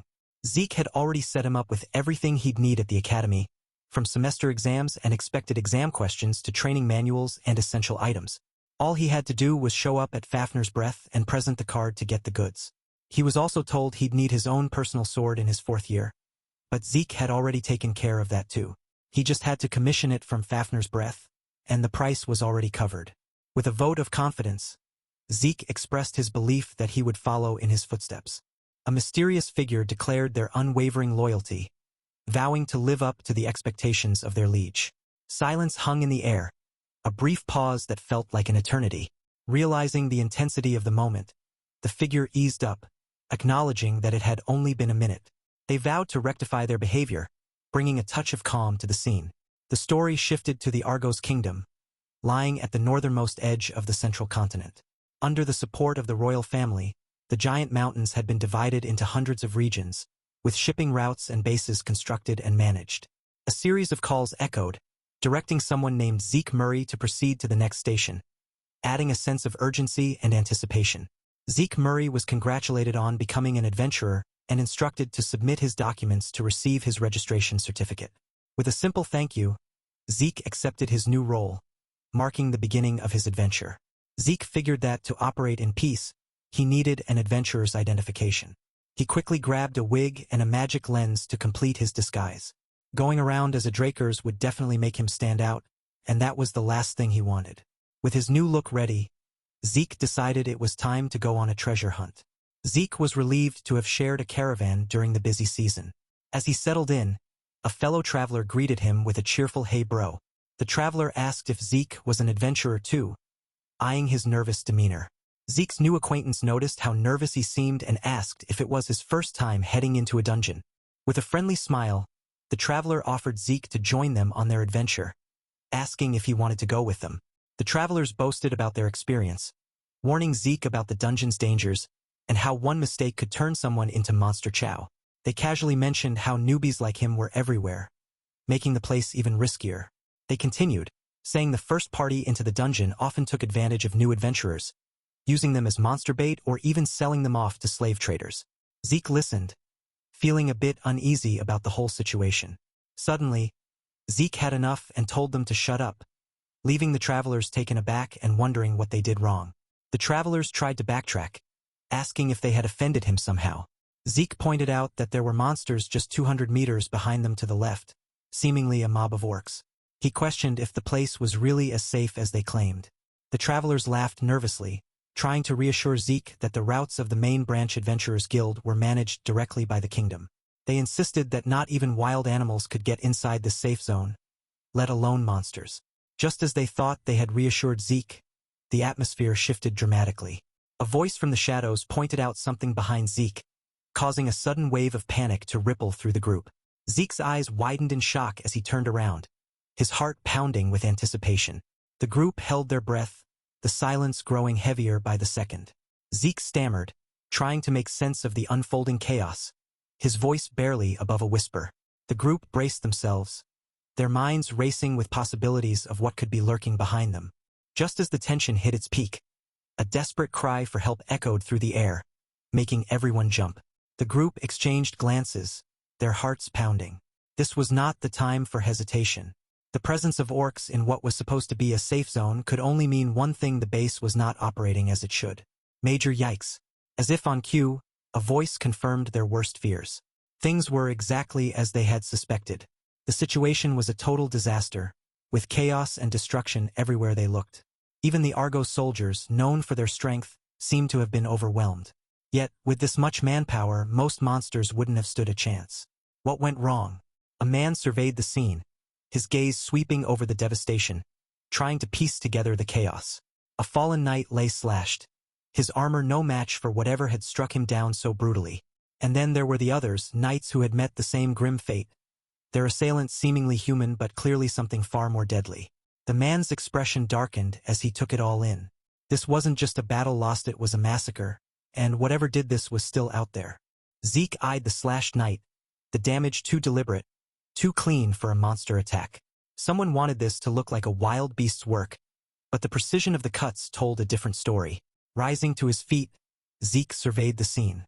The lack of resistance, the single fatal strikes, this wasn't just any attack. The efficiency screamed of a high-ranking knight, someone at least at the Purple Knight level. No messy monster business here. Zeke shook his head, knowing lingering would only lead to more questions. Time to bounce before things got even more complicated. Zeke kept moving, his thoughts racing as fast as his feet. Suddenly, skulls hanging in tree hammocks came into view, a clear sign of barbarian territory. His minimap confirmed Ith was almost at Kaiser's ruins. Great, just what he needed, more trouble. But, as he ventured deeper, the vibe shifted. Something was off. The place had a hidden layer, like a VIP section no one talks about. Only the big shots in the Empire even knew about this place, but they were about to make a grand entrance, like the main act at a festival no one asked for. He had been keeping an eye on their movements, tracking them like a pro. Those skills were hard to forget. The reason being 1,000 mysteries and a whole lot of trouble. The Emperor was on a wild hunt, turning the continent inside out. Rumor had it, the Emperor was obsessed with immortality, like a gamer chasing the ultimate rare drop. Even before things went sideways, the Emperor had a thing for rare artifacts, like a collector with an unlimited budget. Not only did he want to unite the continent, but he also dreamed of something as wild as immortality. Classic overachiever. But wait, plot twist alert. Could it be that the Empire had already stumbled upon Kaiser's ruins? Talk about a major oof. Silence hung in the air, the weight of the revelation sinking in. The Empire was always one step ahead, it seemed. The tension was palpable, the kind of quiet that made one's skin crawl. Something big was about to go down. Meanwhile, in another part of the ruins, the atmosphere was just as heavy. The kind of heavy that made breathing difficult. The silence was broken only by the sound of footsteps echoing through the empty corridors. Someone was approaching. A sudden groan echoed through the ruins. Someone was in pain, and it wasn't just from the emotional whiplash of the recent revelations. Elsewhere, a gold flare lit up the sky, signaling an emergency. Because, things weren't dramatic enough already. The team leader sprang into action. Emergencies were kind of his thing, after all. Time to earn that title. But wait, there were only 3 of them. Normally, a perimeter guard team had 12 men. Someone was seriously slacking on the recruitment. Suddenly, a voice boomed, demanding to know who they were and why they were there. Clearly, someone was not happy about the understaffed perimeter guard team. Silence fell, the tension thickening as the unseen speaker awaited an answer. The voice grew impatient, questioning if they understood the gravity of the situation they were in. The unseen figure made it clear that they were in charge, and they were the ones asking the questions here. The voice then suggested they think carefully about their next words, hinting at dire consequences if they didn't choose wisely. It was clear that the speaker was not messing around. The voice then commented on their so-called temporary base, clearly unimpressed by what they saw. The unseen figure noted that the place was packed full, almost as if they were expecting a party, not a secret hideout. The voice then deduced that the ones who left the base in such a state must have been these guys. And seeing as they had even harmed the kingdom's knights, had they really found the ruins after all? The figure decided they would have to check it out for themselves. Those who drew their sword against them would be put to rest. No mercy, no second chances. Silence fell once again, the weight of the unseen figure's words hanging heavy in the air. The silence stretched on, thick enough to cut with a knife. Everyone was just standing there, processing what had just gone down. You could practically hear the crickets chirping, or at least you would if there were any crickets in this place. The tension was real, and no one seemed eager to break it. Finally, someone broke the silence, grumbling about what kind of crazy person would even bother entering barbarian territory and why anyone would care to watch. Like, seriously, who has time for that? A confused murmur rose up, someone clearly not following the sudden outburst. The silence returned, everyone just kind of looking around, waiting for something to happen. Still nothing. It was like one of those awkward group project meetings where no one wants to start, but everyone's low-key hoping someone else will. Someone finally let out a nervous laugh, trying to break the tension. It didn't really work. Then, out of nowhere, a voice piped up, asking why no one was moving and if they had heard something from the entrance. Like, hello, plot development? Someone started to reply, saying they didn't hear anything. But then a sudden noise cut them off. Everyone froze, eyes wide. What was that? The tension in the room was thick enough to cut with a knife. Everyone held their breath, waiting for the next move. Suddenly, a voice echoed through the room, shouting about an intruder. The tension ratcheted up another notch, and someone muttered something about a Han. Silence fell once more, heavy and oppressive. Then, a voice broke the silence, reminiscing about old times. It was like a blast from the past, and not in a good way. The room was quiet again, but the tension was still there, lurking in the background like an uninvited guest. Everyone was on edge, waiting for something, anything, to happen. A voice suddenly asked about the knifemanship of a southern hitman. It was clear that things were about to get real. The voice continued, addressing someone named McCain or Pabella, saying they couldn't be allowed to leave alive. They were offered an easy death if they surrendered. Talk about a tough spot. The intruder pondered if the person speaking was in charge, musing that they were probably just a small fry compared to the challenges they had faced in the past. An easy death? That wasn't going to happen. The intruder scoffed at the idea of an easy death, questioning if they truly understood the weight of their actions, mocking their lack of vengeance for their fallen comrades. Realizing they were from the central continent, the intruder wasn't impressed, brushing them off as losers. With a chill determination, the intruder vowed to tear them apart as long as they kept breathing. The intruder found their strength oddly overwhelming, wondering if hunting dogs were always this weak. Pondering their own strength, the intruder mused that whether the enemies were too weak or they had just gotten too strong, it didn't matter at the moment.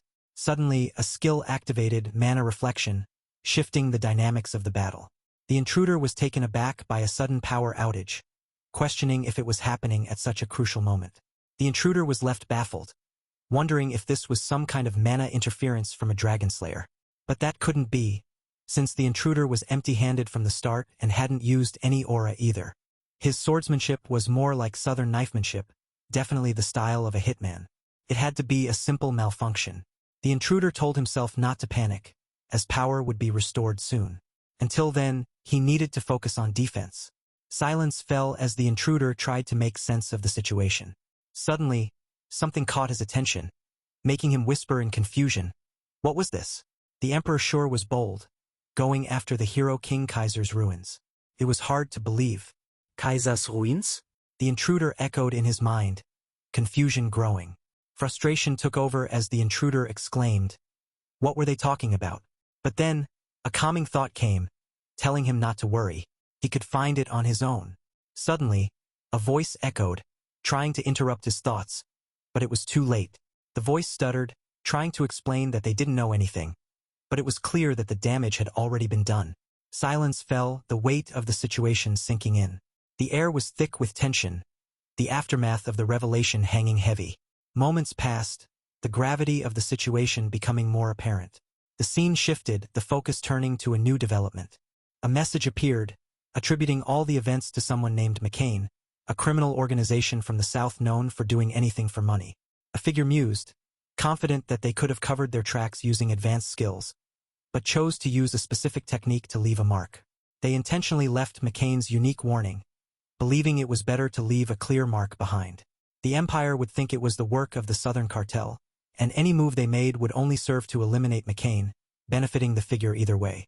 The letter in his hand revealed that the Emperor was in way over his head. His obsession with ancient ruins had reached new levels of extra. His only directive was to find these ruins, no matter the cost.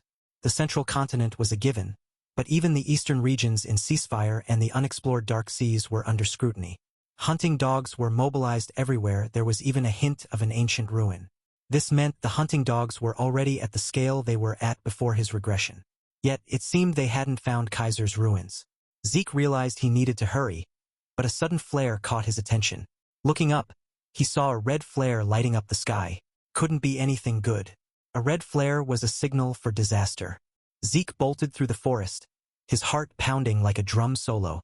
The red flare's ominous glow still lingered in his mind, urging him forward. He swiftly pulled on his mask, the familiar weight settling on his face. If he was going down, he'd do it in style. His pursuers were closer than he thought. Zeke's mind raced, the red flares meaning crystal clear. This was an all-hands-on-deck kind of disaster. The mission parameters echoed in his head. Eliminate the hazard, no matter the cost. Classic assassin vibes, but the stakes had never felt higher. A flashback of his own demise flickered through his mind. He had cheated death once, but lightning rarely struck the same place twice. Zeke barely dodged an attack, his instincts kicking in just in time. He was in deep trouble, but if there was one thing he knew, it was how to survive.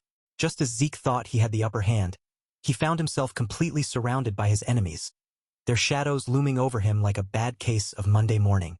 In a move that screamed, "Not today," they all swung their swords at him, aiming to end this quickly. But Zeke, being the slippery guy he is, managed to escape their attacks, leaving his enemies looking as confused as a group of cats at a laser pointer party. As Zeke glanced around, a look of realization dawned on his face.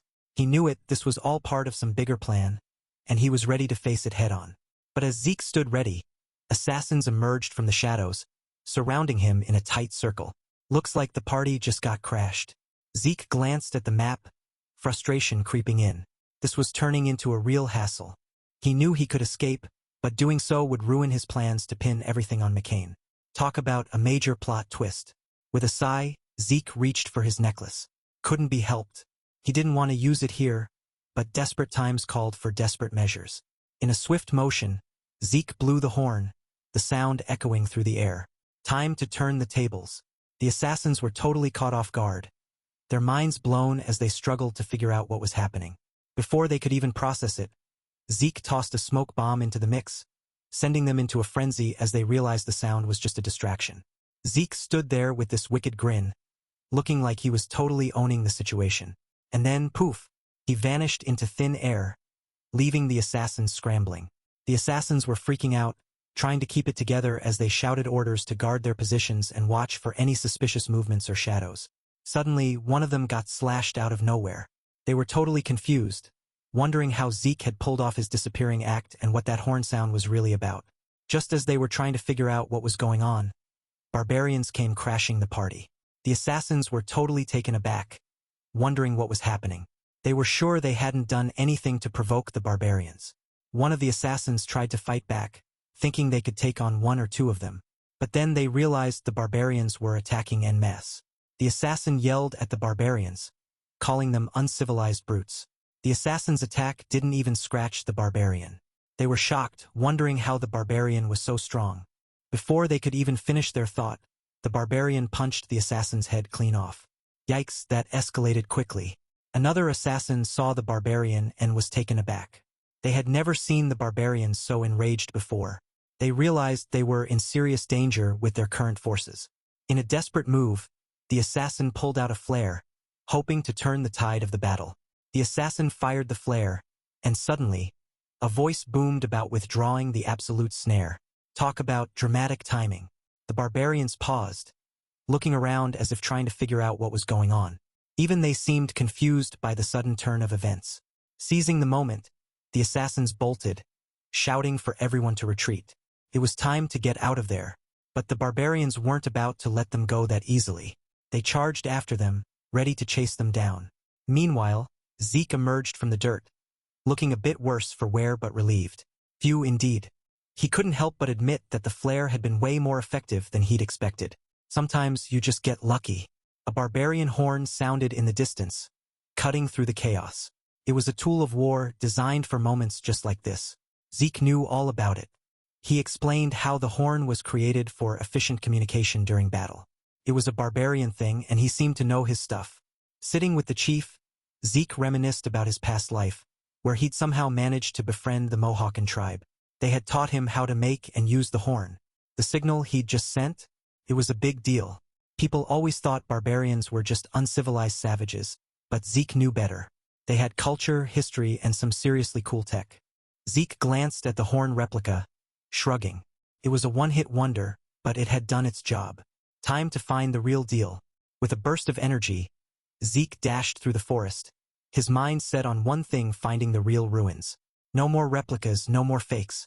It was time for the real adventure. The ruins loomed ahead, ancient and mysterious.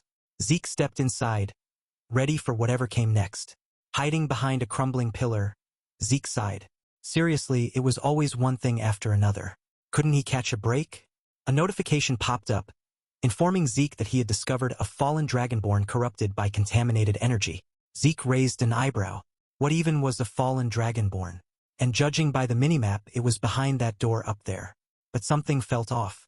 Zeke decided to ask the system if he could open that door.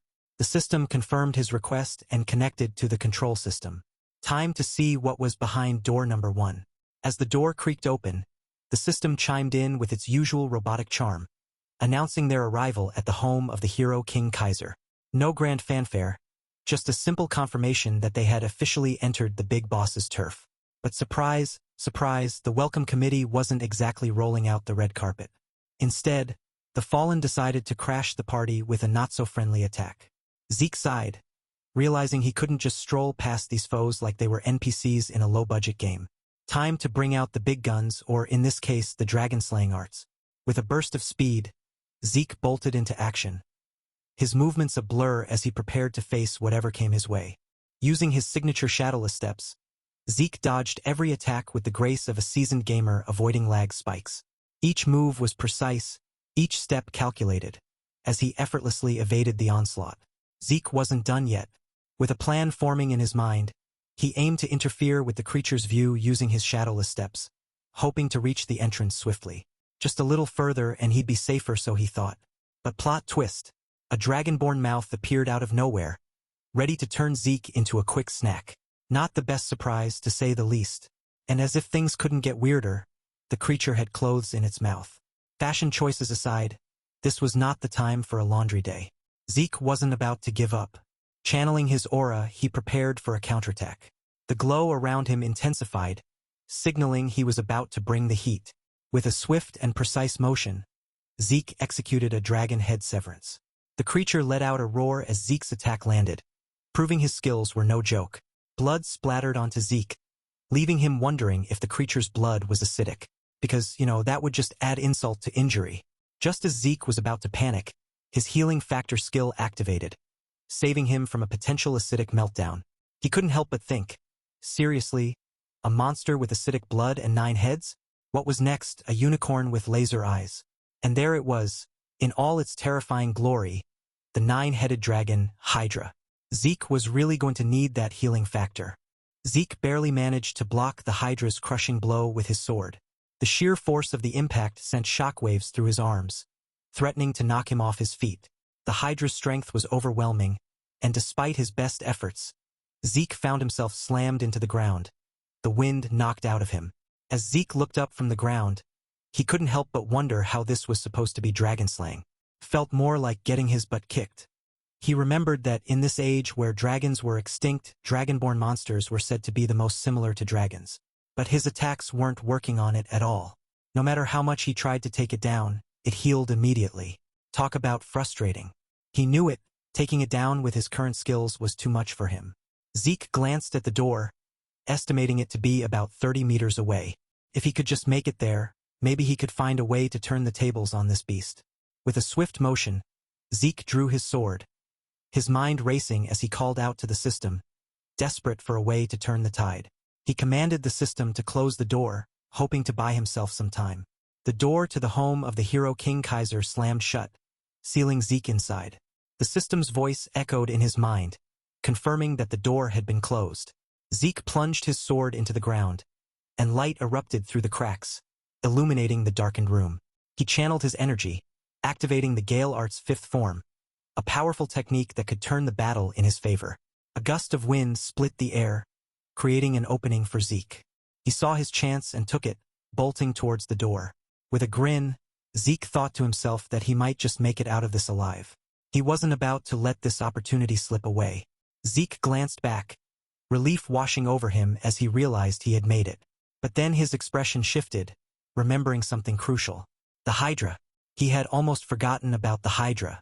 Suddenly, a sharp pain shot through his arm. He looked down to see a snake sinking its fangs into him. Seriously, not this again. Zeke yelped in pain, the snake's bite sending a jolt through his system. He really needed to stop running into snakes. He groaned, frustration clear in his voice. This damn snake had ruined his moment of victory. He glared at the snake, his frustration boiling over. If it wanted his arm that badly, then fine. With a dramatic flourish, he offered his arm to the snake, practically yelling for it to take it already. The snake lunged, its jaws wide open, ready to claim its prize. But plot twist, this snake had more tricks up its sleeve than a magician at a kid's party. Turns out the snake was packing some serious venom. He had been poisoned by the nine-headed dragon Hydra's poison. As the poison coursed through his veins, he couldn't help but wonder if he had just made the worst decision of his life. The room spun around him, the venom's effects kicking in fast and furious. As the world blurred around him, he could feel the venom coursing through his veins, turning his triumph into a dizzying nightmare. His vision cleared just enough to see the devastation around him, a stark reminder of the battle he had just endured. But there was no time to rest, not yet. The fight wasn't over. With a surge of adrenaline, he realized there was just one enemy left standing. The final foe declared this was the end, and with a flash of light, their draconian skill, Dragon's Dignity, activated. The tension was palpable as the two locked eyes, the air crackling with anticipation. But he wasn't having it. With a defiant glare, he told his opponent to screw off, adding that if they didn't want him to cry, they should just give up already. The room fell silent, the weight of his words hanging in the air like a challenge. Both fighters stood their ground, ready for the final showdown that would decide it all. The tension was thick enough to cut with a knife as both fighters stood there, ready to throw down. You could almost hear the crickets chirping in the silence. But then, plot twist, one of them realized something major. Dragon's Dignity, a move they didn't think would work against a Dragonborn, had actually landed earlier. Mind blown. They were low-key freaking out, though. That move was supposed to be a one-time deal, and they'd already used it. Classic overuse of a killer move, and now they were stuck wondering what was next. And as if that wasn't enough, they were suddenly hit with a wave of exhaustion. Like, hello? Infinite stamina was supposed to be active, so why were they feeling like they'd just run a marathon? Then it hit them. Could it be the poison? Because, of course, why not add a little toxic drama to the mix? But plot twist number 2. Turns out, they'd actually managed to strike fear into the fallen Dragonborn corrupted by some seriously contaminated energy. Not bad for a day's work. They were left scratching their head, though. Was it really because of that Dragon's Dignity move they'd pulled earlier? The mind games were getting intense. But there was no time to dwell on it. They had to make a move and fast. So they decided to give it another shot. Why not, right? When in doubt, just wing it. But then, the ultimate letdown. Turns out, they didn't have the admin rights to subjugate the target Dragonborn. Like, seriously? Even in battle, there's bureaucracy.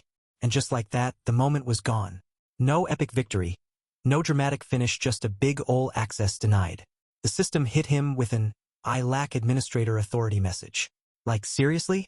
He was ready for an epic power-up, and now this? He had been looking forward to it too. But maybe not having any restrictions on such a cheat skill was even weirder. Talk about a major letdown. Suddenly, a warning flashed. The nine-headed dragon Hydra's poison had surpassed dangerous levels. Not good at all. He cursed under his breath. The poison was spreading faster than he thought. He needed a solution, and fast. Healing wasn't working on the poison. Another warning flashed: the poison levels were critical. There had to be a way to fix this mess. Then an idea struck. A skill description popped up: gluttony. It allowed him to eat and digest anything, turning it into energy. Plus, consuming monsters with bloodline abilities would grant him their powers. Given the potent poison coursing through him, the Hydra must have a bloodline ability involving resistance against poison. It was worth a shot. With a deep breath, he activated the draconian skill, Gluttony. It was time to see if this would work. The moment he activated Gluttony, the head of the fallen dragonborn was consumed, tainted energy and all. As the energy seeped into him, his body began to adapt, granting him an incomplete resistance to poison. Not bad for a snack, he thought. Suddenly, a notification popped up, warning him about the 9-headed dragon Hydra's poison. He couldn't help but smirk. Bingo, just what he was looking for. The term mostly resistant was a bit iffy, but he wondered if this new skill meant he could finally stop worrying about poison.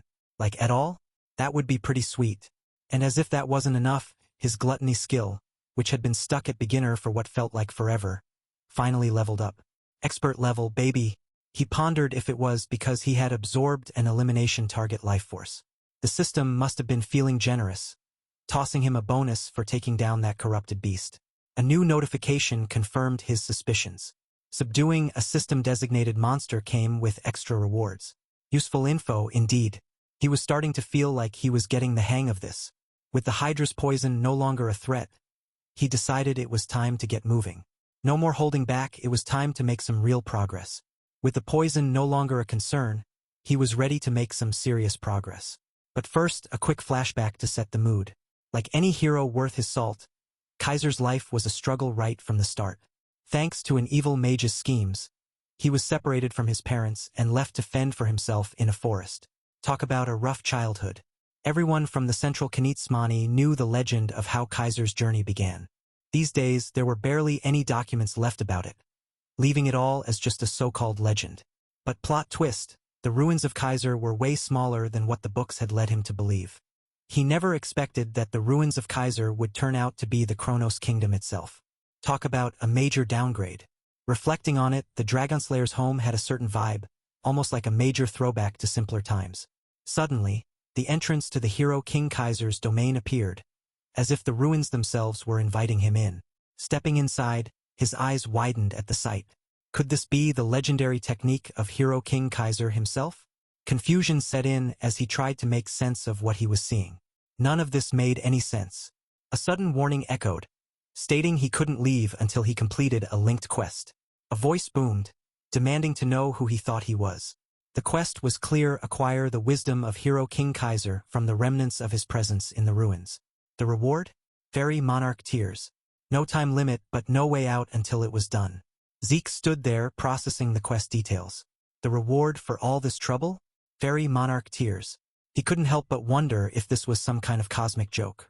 Kaiser's mother, a being said to grant the wishes of men, was involved, and the reward was tears? Really? Zeke's face was a mix of surprise and disbelief. Fairy Monarch Tears? He must have heard wrong. This was some next-level stuff, and he wasn't sure if he should laugh or cry. Maybe both. Zeke stared at the monarch's tear, his mind still reeling. He wasn't sure what this treasure was, but it had to be something insane. With a deep breath, he called out to the system, asking how to obtain this mysterious item. The system responded, confirming his request and extracting data from a magical video recording device. It discovered an entry from Hero King Kaiser's magic video records. Zeke waited, anticipation building. There were 12 entries within the recording that matched his request. The system prepared to replay the first video. The video began to play, revealing an ancient language no longer in use. The system automatically translated it into the common language of the central continent. A voice echoed, questioning what a lesser sword was. The scene shifted, revealing Kaiser, who scoffed at the idea of swords being different. Kaiser ranted about old men who didn't know how to swing a sword, calling their words nonsense. Suddenly, he shouted at someone named Sheltern, telling him to get it together as the screen shook. Zeke noted that Sheltern was Kaiser's most loyal knight. The video continued, with Kaiser asking what one had to do to wield a sword well. Zeke watched, a small smile playing on his lips. Kaiser really did exist, and he was just as intense as the legend said. This was going to be interesting. Kaiser, standing there with all the intensity of a legend, shrugged off the challenge like it was no big deal. Swinging a sword was easy, he seemed to say, as long as you put some real effort into it. With a swift motion, Kaiser demonstrated just what he meant, his blade slicing through the air.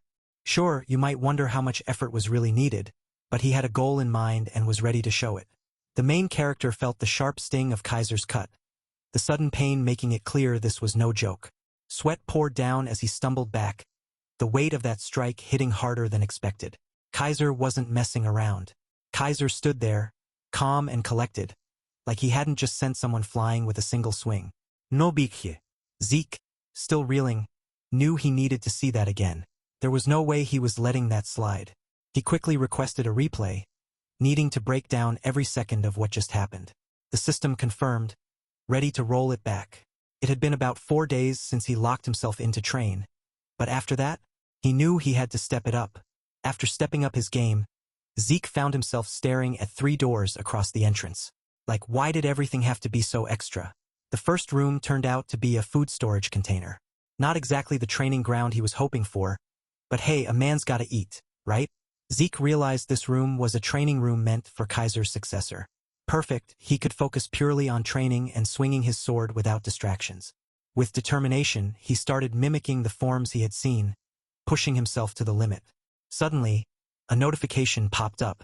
He had acquired Hero King Kaiser's wisdom, the elemental sword basic form. Elemental? Zeke couldn't believe it, that was next level stuff. But it didn't stop there. He had surpassed the basic level and reached the applied level. What in the world was the applied level? Before he could even process it, Hero King Kaiser's soul started to summon. Zeke watched in awe as Kaiser's form began to materialize before him. Things were about to get real interesting. And there he was, the one and only, the king of the ancient Kronos kingdom, Hero King Kaiser, standing right in front of Zeke. No big deal, just a legend popping up like it's casual Friday. Zeke was absolutely floored, his mind racing as he tried to process the fact that Hero King Kaiser was actually, literally, right there in front of him.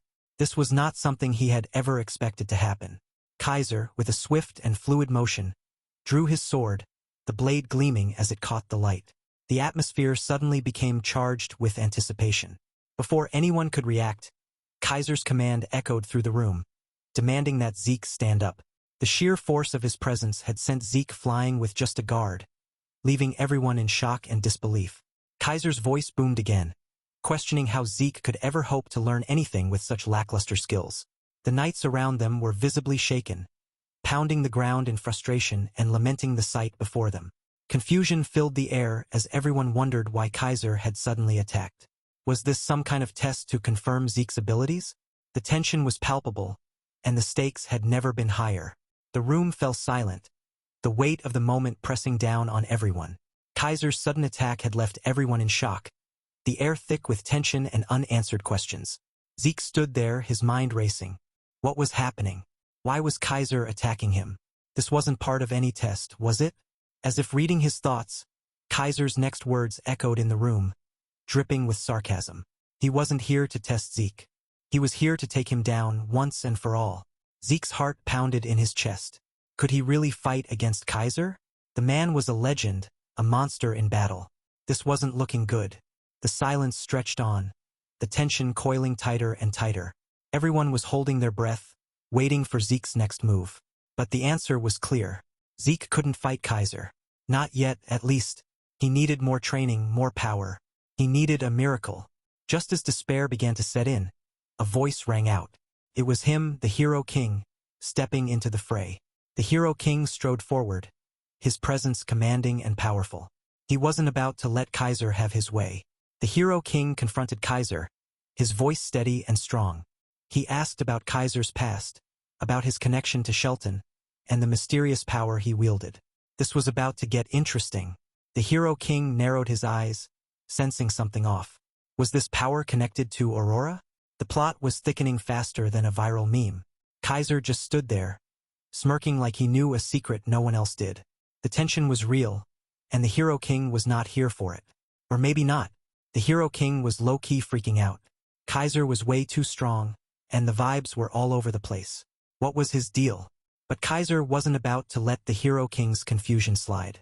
He wasn't here for a history lesson or a heart-to-heart. This was about to get wild. All that mattered to Kaiser was the thrill of the fight. He was living for the chaos, and the Hero King was just another player in his game. With a grin that screamed trouble, Kaiser declared it was time to have some fun. The Hero King braced himself. This wasn't going to be a walk in the park. The air crackled with energy as Kaiser prepared to unleash his power. The Hero King steeled himself, ready for whatever came next.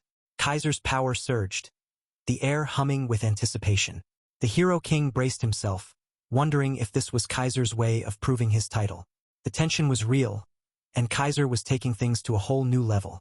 The Hero King couldn't help but question if Kaiser was trying to establish why he was called the Hero King. But before he could dwell on it, the battle took a dramatic turn. Kaiser's skills activated in quick succession. Critical Strike was ready to deal some serious damage. But that wasn't all.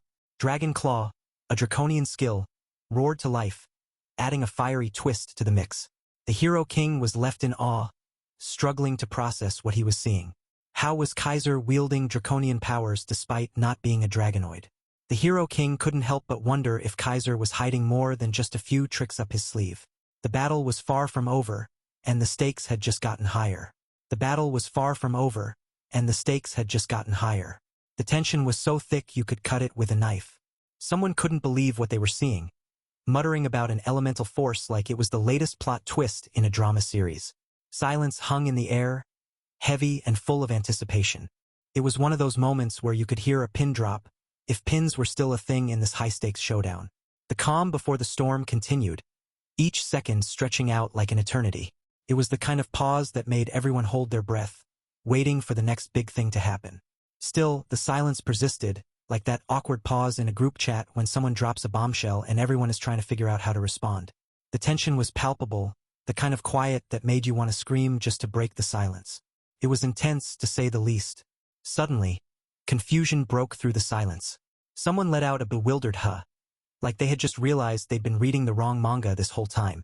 A voice boomed out, calling someone a weakling and announcing their awakening like it was the grand finale of a hype trailer.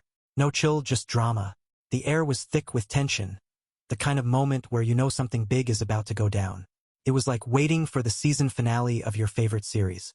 The voice continued, acknowledging someone's talent like a proud mentor in an anime.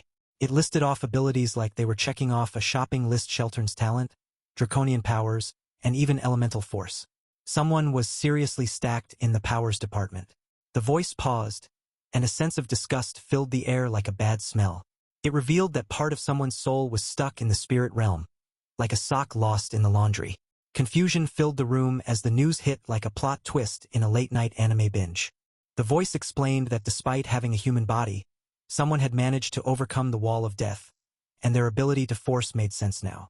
Someone interrupted, asking the voice to explain all the nonsensical topics like Sheltern's talent, the spirit realm, and elemental force in a way that made sense, like trying to understand the rules of a complicated board game.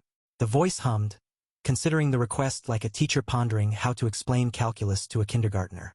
Suddenly, the voice dismissed the questions, asking if there wasn't a more important goal, leaving someone wondering what they meant. Kaiser pointed, accusing someone of pretending not to know what they were attempting to learn. With a dramatic flourish, Kaiser revealed he was talking about the elemental sword, like it was the ultimate cheat code in a video game. Kaiser dropped the ultimate knowledge bomb, explaining that the elemental sword was basically the application of 4 fundamental elements, like mixing the right ingredients for the perfect power combo. And just like that, Kaiser whipped out the Tempest Sword, showing off his wind-based skills like a pro gamer flaunting their best move. He went on to clarify that among the 4 elements, this one was all about wind, the Windfield Tempest Sword. The source of its elemental force? The ether they had been chatting about earlier. Zeke couldn't help but smile, thoroughly impressed by both Kaiser's explanation and the sheer power he was flexing. With a smirk, Kaiser turned the tables, declaring it was now Zeke's turn to step up and show what he could do. Zeke pondered if ether was truly the source of elemental force, but he couldn't sense any ether from Kaiser. He wondered if there was some hidden secret behind converting ether into elemental force. As Zeke walked, he continued to mull over the method of converting ether into elemental force. Kaiser, looking confused, stumbled over his words, trying to explain something. A flaming sword appeared, adding to the intensity of the moment. Kaiser seemed flustered, struggling to explain how he just knew how to use his powers without understanding the mechanics behind them. Zeke couldn't help but wonder why all his masters were like this. Zeke clarified that it wasn't that he didn't feel anything, but that he couldn't feel anything at all. Zeke was amazed by Kaiser's perfectly controlled ether usage. It was so refined that Zeke had to focus all his senses just to barely feel anything. Deciding to try it out for himself, Zeke's tone shifted, leaving Kaiser to question his sudden change in demeanor. Zeke couldn't help but wonder if even the elemental force was part of this mystery. A soul manifestation began to take form, leaving everyone in awe. Kaiser watched with a mix of curiosity and disbelief, muttering under his breath about the unexpected turn of events. Zeke, with a determined look, declared the manifestation of a gale, his voice echoing with power. A mysterious voice chimed in, questioning Zeke's use of elemental force and his so-called incantation, clearly unimpressed by his skills. The voice continued, explaining that incantations were exclusive to dragons and humans definitely couldn't use them, leaving everyone wondering about Zeke's true abilities. The voice pointed out that Zeke seemed to be pushing himself past his limits whenever he used that power, hinting at the strain it caused. It was explained that there was a huge difference in the size of humans and dragon souls, suggesting that Zeke might be able to imitate the power but could never use it as effectively. The creator of this technique wasn't impressed, calling it a low-grade knockoff of something called incantation. Clearly, this wasn't the top-shelf magic Zeke was hoping for. Zeke was told to try again, as if he needed another reminder that mastering this would take more than just a few attempts. Incantation seemed familiar, like something he had come across before but couldn't quite place. A brief pause followed, giving Zeke a moment to process what he had just learned. The silence lingered, the weight of the situation sinking in. He recalled seeing something about incantation being acquired but not usable. The system mentioned a skill called Draconian Skill Incantation, but it was locked, stating that the administrator lacked experience. It was like having a superpower but not knowing how to use it. Zeke took a moment to let that sink in, the frustration of having something so powerful just out of reach. If soul manifestation was based on incantation, then maybe, just maybe, if he got strong enough to unlock incantation, he could use soul manifestation too. That was a big if, but it gave him a goal. 771 million reasons to get stronger, to be exact. Zeke had found yet another reason to push himself to grow stronger as fast as he could.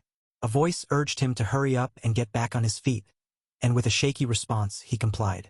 Training for practical application took much longer than basic training. Through the effects of Divine Body, Kaiser's demonstrations, and countless sparring sessions, Zeke began to grasp the fundamental principles of Elemental Sword. Just like magic was activated using mana, Elemental Sword was founded on the principle of utilizing ether to drive the power of the spirits, known as elemental force. Understanding the fundamentals made the actual use of Elemental Sword not as difficult as he had feared. With the basics of Elemental Sword finally making sense, he could finally face what was before him without flinching. But reaching the next level was going to be a grind, so he was told to take a breather for now. He nodded, understanding the need to recharge. As he settled in, curiosity got the better of him, and he asked if he could get some questions in while resting. The response was a green light to ask away. He reflected on what he had learned so far. Even the way his mentor floated effortlessly was all about harnessing elemental force. He wondered why, when they first met, his mentor had called him Sheltern's disciple just from seeing his aura. What did that even mean? Aura, the term echoed in his mind. His mentor confirmed that was the name for it. Sheltern had said humans couldn't use Elemental Sword, so he created the technique he used now. The mentor couldn't believe Sheltern had ignored his own techniques and only passed down his own. Typical Sheltern Drakers, always doing things their own way. Sheltern Drakers? The right-hand man of the Hero King, the noble knight Sheltern, was the founder of aura usage. And he was a Draker? So the progenitor of the Drakers wasn't Natarakan, but the ancient character of Sheltern? Why wasn't this common knowledge? The realization hit him like a light bulb moment.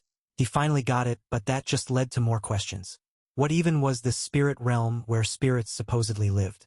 He had this new elemental sword, and he could feel the power of the spirits, but the whole concept was still a bit fuzzy, like trying to understand Wi-Fi signals. He pondered, trying to make sense of it all, but his thoughts were as scattered as his notes during finals week. He mumbled to himself, trying to piece together the puzzle, but it was like trying to solve a Rubik's Cube blindfolded. The instructor dropped a truth bomb. The spirit realm was basically the afterlife. The current realm was this life, and once you left your body behind and entered the spirit realm, there was no coming back. It was like a one-way trip to the airport with no return flight. He scratched his head, confused. If that was the case, then how was part of his soul already in the spirit realm? And how was the instructor, a soul himself, standing right in front of him? He waited for an answer, his mind racing with questions and theories, each more wild than the last. The instructor admitted it was his first time seeing a case like this, but there were ways to cross between realms. It was like finding a hidden level in a video game. In his case, a dragon had helped him. He couldn't help but fanboy a little. A dragon? That was next level cool. But the instructor just confirmed it, leaving him even more stunned. But really, a dragon helping a human? That sounded too wild to be true. Like, what was even happening here? Turns out, dragons actually really cared about humans. Who knew, right? Mind officially blown. This was getting too deep. So if dragons and humans used to be besties back in the day, what even was history anymore? Nothing made sense anymore. The plot was getting thicker than his confusion. And then it hit him, his very existence was proof of this wild truth. His heart and his sword? Gifts from Bahamut. Bahamut might have been questionable, but even he had a soft spot for sincere requests. Who would have thought? So Kaiser and Bahamut were actually friends. That was a twist no one saw coming.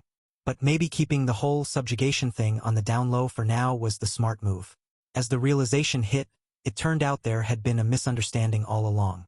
Lord Bahamut had actually given these gifts to their clan as a sign of admiration, not subjugation. The clan worshipped him, and this was his way of showing appreciation. This revelation led to a hearty laugh, reminiscing about how Lord Bahamut always took great care of those under his wing, despite his fiery temper. It seemed that dealing with his temper had been a challenge, especially since he often clashed with someone named Kronos because of it. Wait a minute, was Kronos the name of another dragon? Or perhaps something else entirely? The confusion deepened as the conversation took an unexpected turn.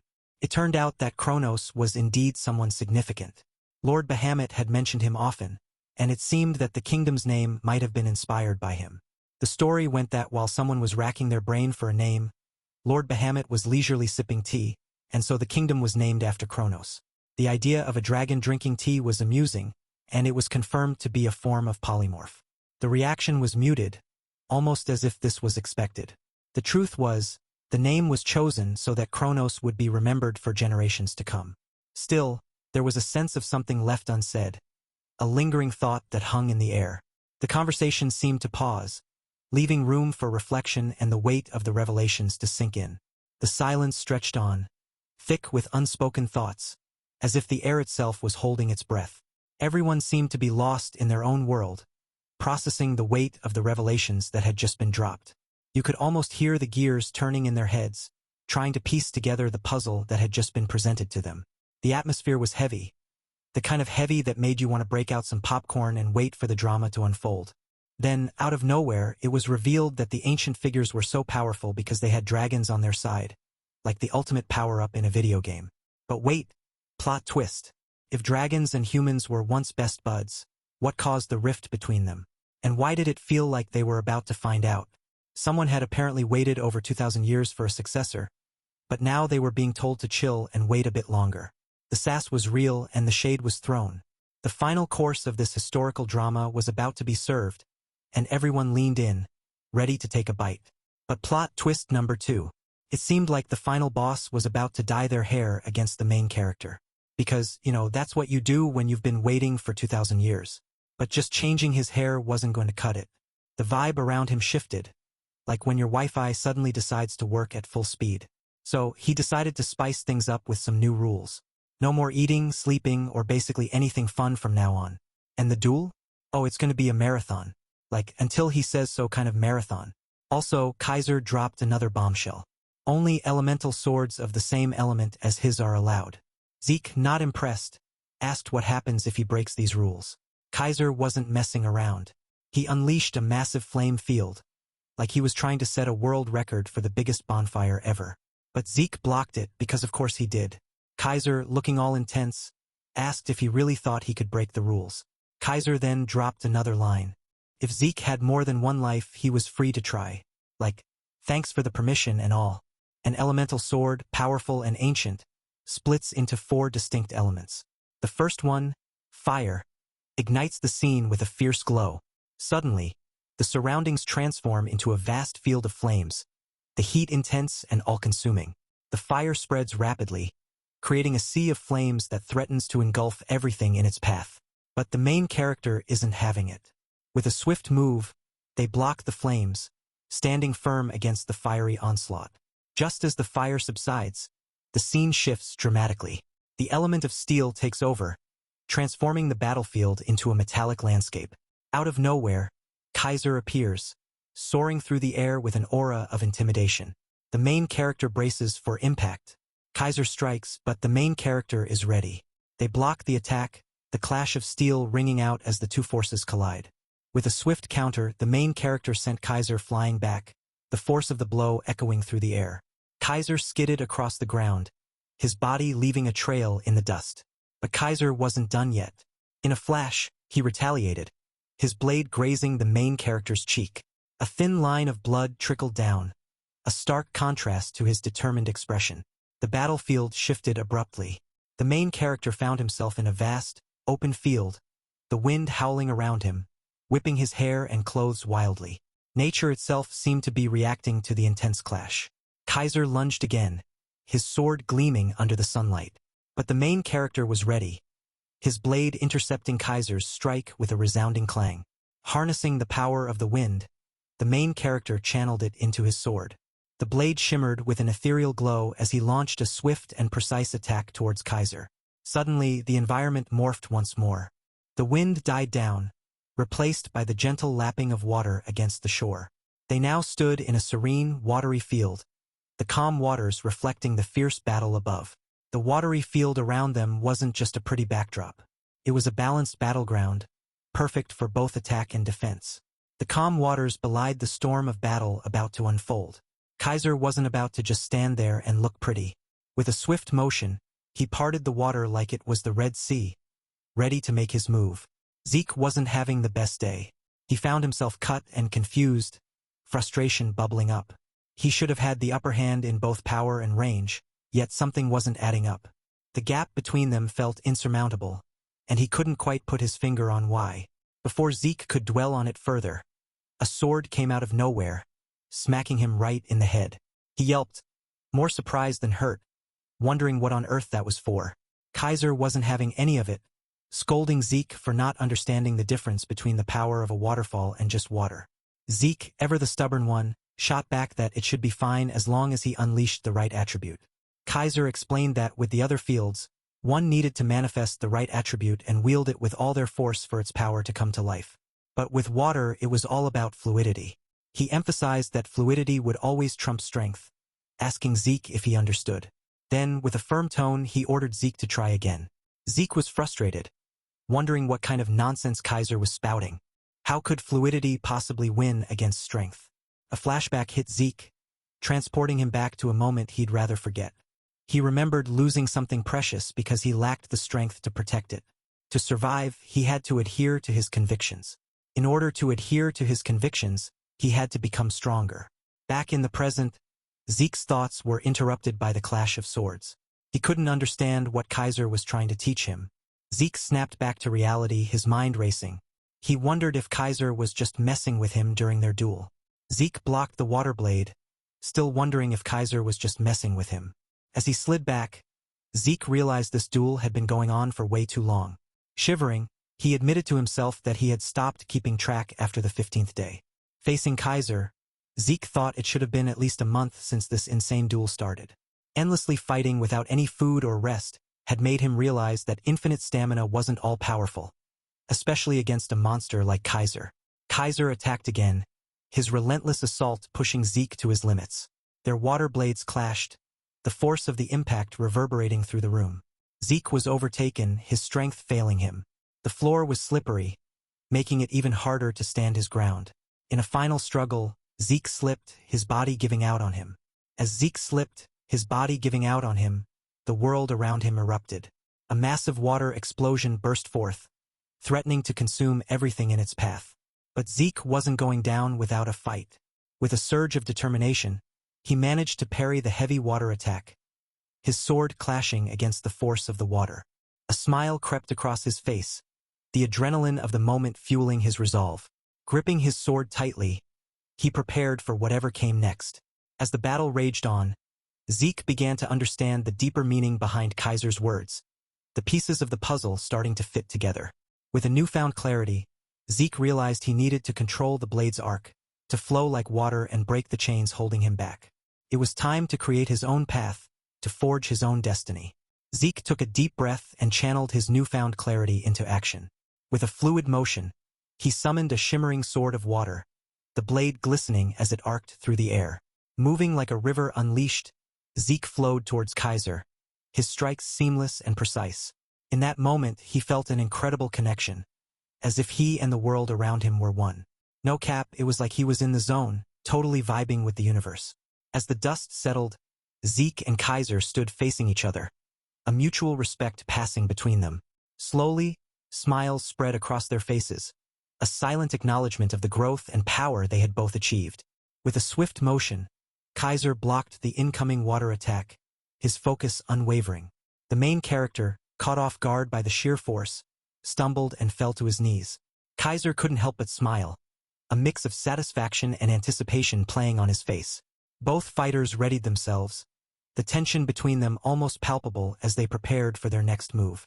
In unison, they unleashed their signature water edge technique, the attack creating a spectacular display of power. As the water rained down, a light shone on the two combatants, highlighting the intensity of their battle.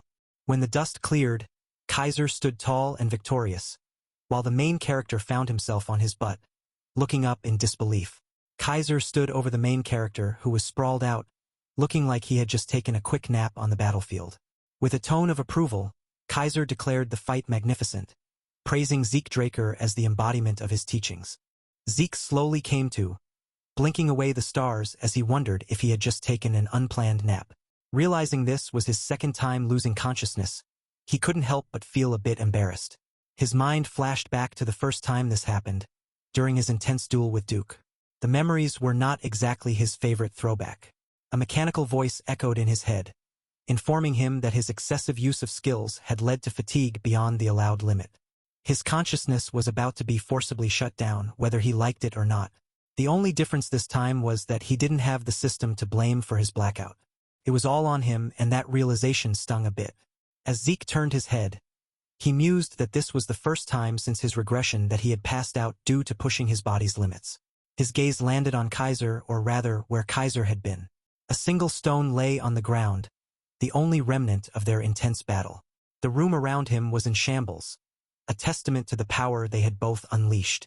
Zeke wondered if Kaiser had returned to the spirit realm, leaving him alone in the wreckage. But what about the quest?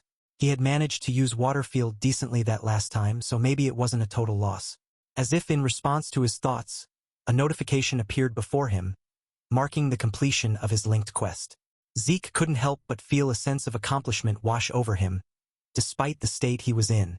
The system confirmed that he had indeed completed the linked quest. It was a small victory, but a victory nonetheless. And as if the universe wanted to give him a little extra pat on the back, his reward would be increased due to a time bonus. Maybe things weren't so bad after all. Of course, all that hard work was going to pay off. As a quest reward, he received Fairy Monarch's Tears, 500 karma points, and 3 random skill cards. The rewards were impressive, but the real surprise was yet to come. Thanks to a time bonus, his reward would be increased. The universe really was looking out for him. But the bonuses didn't stop there. His elevation to Intermediate Administrator unlocked certain system functions. The elementary level quest book had turned into the intermediate level quest book. Things were definitely looking up.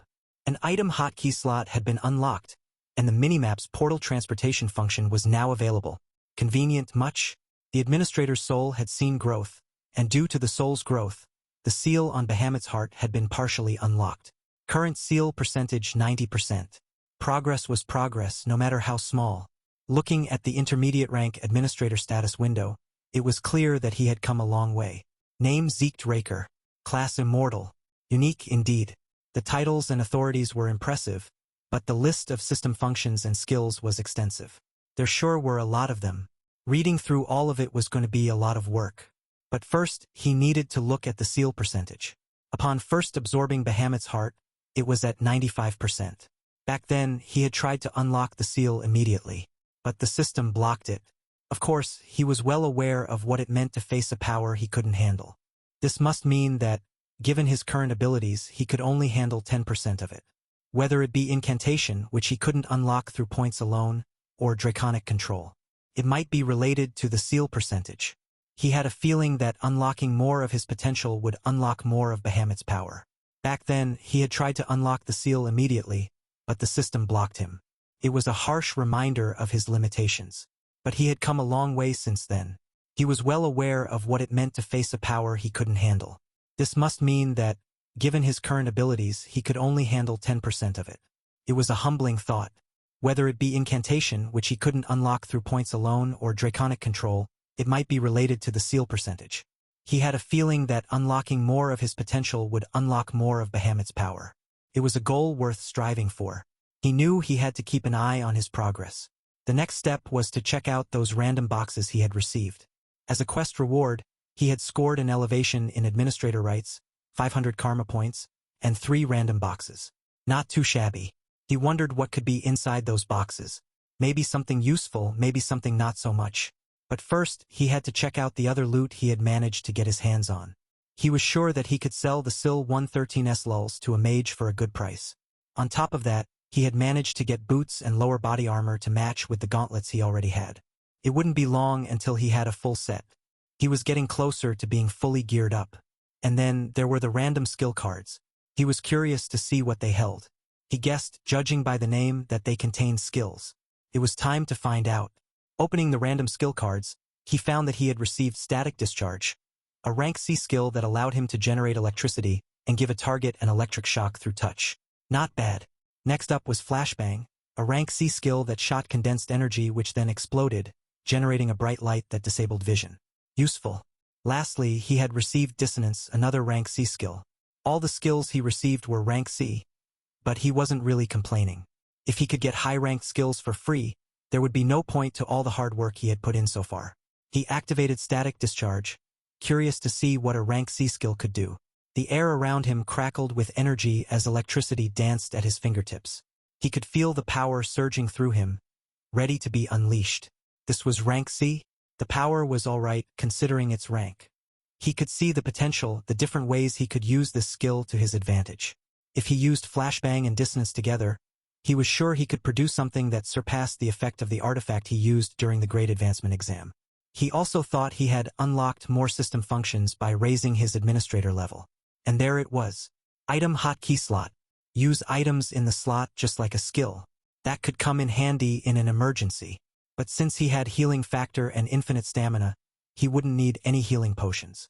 Wait, that wasn't entirely true. He hadn't been able to confirm the limits of his healing factor yet either. He paused, reconsidering his previous thought. It was always good to have a backup plan just in case. Although overwhelming, he hadn't been able to confirm the limits of his healing factor yet either. There was still so much to learn and explore. The anticipation of what was to come next hung in the air, the possibilities endless. A notification popped up, announcing the purchase of the top-grade healing potion, Salvation. The kind of purchase that makes your wallet cry, but hey, at least it wasn't an impulse buy on some questionable late-night infomercial. The karma points took a hit, dropping from 1,465 to 1,115. Ouch. But at least the potion was now registered in an item hotkey slot, ready for action. Salvation, the masterpiece of Javor Ibn Hassan, was no ordinary potion. It promised to instantly recover mortal wounds and stamina, a true lifesaver. But with great power came great caveats. It wouldn't work a second time on the same person, and it had some unknown effects. A bit of a gamble, but sometimes you've got to roll the dice. Besides, it had to be this good, or it wouldn't work as a replacement for infinite stamina or a healing factor. Finally, the moment of truth. The most important reward was about to be revealed. The Fairy Monarch's Tears, a legendary item said to be spilled after the fall of the hero King Kaiser to an evil mage's conspiracy. This was no ordinary trinket. It could be used exactly once as a medium to summon the Fairy Monarch from the spirit realm. The weight of the moment settled in. This was huge. The Fairy Monarch, a being from legends, known for granting wishes. If all the legends of Kaiser were true, then could it be that summoning the Fairy Monarch would lead to a wish being granted? The possibilities were endless, the potential incredible. But there was a catch: it could only be used once. No do-overs, no testing the waters. It was a one-shot deal. The stakes were high and the pressure was on. This was not the time for mistakes. With the stakes high and pressure on, a decision was made to hold off for now, knowing timing was everything. Confidence filled the air as the certainty of the right moment arriving as long as patience was maintained. A brief pause followed, the calm before the storm, as the weight of the decision settled in. Silence lingered, the kind that made one wonder what was coming next. The anticipation built, each second feeling like an eternity as the next move was contemplated. Then a realization hit like a ton of bricks: something big was about to go down. The moment of truth arrived, and it was clear that whatever came next would change everything. Suddenly, a new reality unfolded, one that was both exciting and terrifying in equal measure. The surroundings shifted, and it became clear that this was no ordinary place. An adventurer's outpost materialized, confirming that transportation had indeed occurred. This was the real deal. The new system portal transportation function was something else, a game-changer that promised to make life a whole lot easier. The system prompted for a destination, offering a world of possibilities at the user's fingertips. The current location was the Argos Kingdom's 8th adventurer outpost, but the options were endless. With a simple selection from the minimap, instant transportation was possible. The home of Kaiser required 150 points, a small price for such convenience. The current outpost required 0 points, making it a breeze to move around. The only catch was that the required points increased with distance. But with enough points, the continent was theirs to explore freely. Not only did it make travel easy, but it also offered the perfect way to conceal one's whereabouts. Talk about a win-win situation. With the continent at their fingertips, the next phase of the plan could finally begin. This was going to be a game changer. But something unexpected caught his eye, leaving him utterly confused. Flowers in winter? That was not something you saw every day. What was going on here? He couldn't believe his eyes. This had to be some kind of joke, right? Meanwhile, at the central continent's top night nurturing facility, Valhalla, a dean was reflecting on his tenure. For 10 whole years, he had been a dean, but he had never seen anything like this before. A freshman arriving a whole month after the entrance ceremony? That was a first. The student explained that he didn't think he would be locked in there for a whole month. Talk about a rough start. According to the entrance guide he was given alongside a letter of recommendation, there was a clause stating that upon failure to participate in the entrance ceremony, the dean had authority regarding entrance. Entering next year would be too late. He needed to get into Terrakin's secret library and fast. Zeke knew he had to use every connection he had to reach the dean. The truth was, he had pushed himself into a state of unity during training to compensate for his shortcomings and ended up losing consciousness for a significant amount of time. The dean listened intently, his expression unreadable. Unity? The dean's eyebrow twitched slightly. Was that really the best excuse Zeke could come up with for missing the entrance ceremony? Valhalla Dean Flaubert Borges was not easily impressed. Zeke knew he had to tread carefully. The dean was someone who highly valued honor and order. Making an emotional argument would only have the opposite effect. Zeke had to stay calm and collected. Zeke took a deep breath. He had no excuses for his absence. That was the truth, and the dean deserved to hear it. The dean stroked his chin thoughtfully. Unity was not easily achieved, and he had to admit, Zeke's explanation was intriguing. If Zeke were any other cadet, the dean would have dismissed his story as absurd. But Zeke had a letter of recommendation from the academy's dean. The dean let out a sigh. He would arrange a place for Zeke. After all, he couldn't ignore the potential he saw in him. Flaubert laid down the conditions for Zeke's enrollment, stating that his month-long training would be evaluated against a month at Valhalla. Kay, though her words were a bit scrambled, agreed to permit his entrance exam. Zeke couldn't help but feel a mix of gratitude and annoyance. He thanked the dean but internally grumbled about Howard's involvement. Still, he knew beggars couldn't be choosers. The scene shifted as preparations began. Flaubert sprang into action, ordering an empty training room to be reserved immediately. He also instructed for all full professors from each department to gather for an extra entrance exam. The dean complied without hesitation. The training room stood ready, labeled specifically for Valhalla Cadet individual training. Zeke pondered the prestige of Valhalla, feeling the weight of the moment. As he looked around, he realized that all the professors were renowned knights, faces he recognized from the continent's news. Flaubert, noticing everyone had arrived, prepared to begin the proceedings. Flaubert, with a serious expression, wasted no time and got straight to the point. He demanded to see the results of the training they all had supposedly been grinding through. The professors locked their gaze on him, their expressions unreadable, as if trying to peer into his very soul. The weight of their expectations hung heavy in the air. Zeke scratched his head, sweating bullets. What could he possibly show them? It wasn't like he could just whip out the elemental sword. That would be too easy, right? The pressure was unreal. These weren't just any professors, they were the ones training the greatest knights on the continent. They had seen it all, and any old technique wouldn't even make them blink. Zeke took a deep breath, and suddenly, he lit up, his body radiating a powerful aura. The room seemed to brighten as his power intensified. His sword began to glow, pulsing with an intense aura that left everyone in awe. One professor muttered under his breath, while another voice trailed off, lost for words. The glowing blade left everyone stunned as someone shouted, recognizing it as the legendary Aura Blade. The professors began murmuring in disbelief. He had reached the level of a Blue Knight at just 15, shattering the previous record held by Sir Abel at 19. The room was buzzing with shock and excitement. Someone even speculated that he could be a Golden Awakener, a rare and powerful being. The tension in the room was palpable as another voice cursed in frustration. After facing only Kaiser for so many months, Zeke realized he had forgotten how to hold back his aura.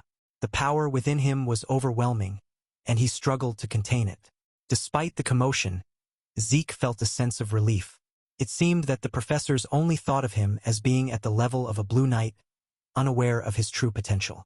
Zeke stood there, his aura blade still glowing, as the professors continued to murmur amongst themselves. The atmosphere was charged with a mix of awe and uncertainty. The moment hung in the air, everyone in the room processing what they had just witnessed. Unbeknownst to the professors, Zeke's power had already surged past the Blue Knight level. He was now at the Red Knight level, a fact that would surely leave everyone even more stunned if they knew. Zeke explained that the Aura Blade was a technique that wrapped a sword in a thin, sharp layer of aura, optimizing its deadliness. It could even change form freely while maintaining its lethal edge. He felt a wave of relief, thinking how things could have gotten way more annoying if he had gone all out with his power. A voice echoed in the room, exclaiming in awe at Zeke's incredible display of power. Flaubert praised Zeke's progress, stating that his results were incomparable to spending just a month at Valhalla. He even joked that it would have been fine if Zeke was late by several more years for such a precious awakening. Zeke couldn't help but think that Flaubert was acting like a completely different person. Zeke bowed respectfully, apologizing once again for missing the entrance ceremony due to his own incompetence. Flaubert turned to the other professors and asked if anyone opposed Zeke's entrance. One of the professors muttered under his breath, noting how unbelievably indulgent Flaubert was towards talented students. The professors agreed that they did not oppose Zeke's entrance, acknowledging that such a clear manifestation of Aura Blade was rare even among active knights. They concluded that they didn't need to see anything else to be convinced. The professors nodded in agreement, confirming that Zeke's skills were indeed as impressive as they seemed. With a warm smile, they extended their congratulations to Zeke Draker on his enrollment. Zeke stood there, taking it all in, his mind already racing with thoughts of the adventures ahead. Cut to a sprawling cityscape, the Midland Atlas, a massive city the size of a kingdom, right in the heart of Midland. The view was breathtaking, a true marvel of architecture and grandeur. Zeke couldn't help but mutter to himself about how imposing it all was. And then there it was, Atlas, Zeke's new personal mansion, looking like something straight out of a dream. But even with his new black card status, Zeke couldn't help but feel a little overwhelmed by it all, wondering if this was all too much. Zeke took a deep breath, trying to shake off the overwhelming feeling that had settled in. The black card in his hand felt heavier than it should have, a symbol of a world he was still trying to understand. As he stepped forward, the weight of his new status pressed down on him. He wondered if he was ready for what was to come, if he could truly handle the expectations and responsibilities that came with it. Suddenly, a voice echoed around him, congratulating him on his entrance. Zeke looked around, trying to find the source of the voice, feeling a mix of confusion and anticipation. The voice continued, addressing him as master, then correcting itself to instructor. Zeke's confusion deepened. Who was this mysterious voice and why were they addressing him like that? The voice praised him, calling him incredible and mentioning that it was their first time seeing someone miss the Valhalla entrance ceremony. Zeke couldn't help but feel a little proud, even though he was still confused about the situation. The voice then suggested that since the star of the show had arrived, they should get started. Zeke was taken aback, wondering what they meant by that and what he was supposed to do now. As Zeke tried to process everything, he found out that after arriving at the mansion in Atlas, Duke and Andre had prepared a surprise enrollment celebration party for him.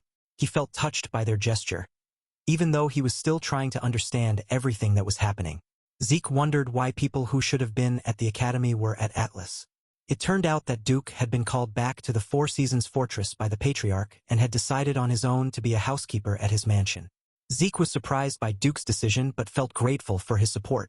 As for Andre, he had entered Valhalla as an assistant professor. He apologized to Zeke, saying that he would be imposing on him. Zeke realized that Andre had followed him there and felt a sense of camaraderie, knowing that he had allies in this new world. Meanwhile, back at the mansion, chaos was unfolding. The owner of the mansion was fuming, feeling utterly left out and abandoned by his so-called friends who had made decisions without him. The mansion owner's frustration was palpable. His friends had really messed up this time. He paced around, trying to figure out his next move. He needed a plan and fast. But first, he needed to calm down. He decided to grab a beer, hoping it would help him relax and think clearly. As he sipped his drink, he realized he needed to meet up with someone named Kay, who might have some answers. With a newfound determination, he set off to find Kay, ready to get some much-needed answers.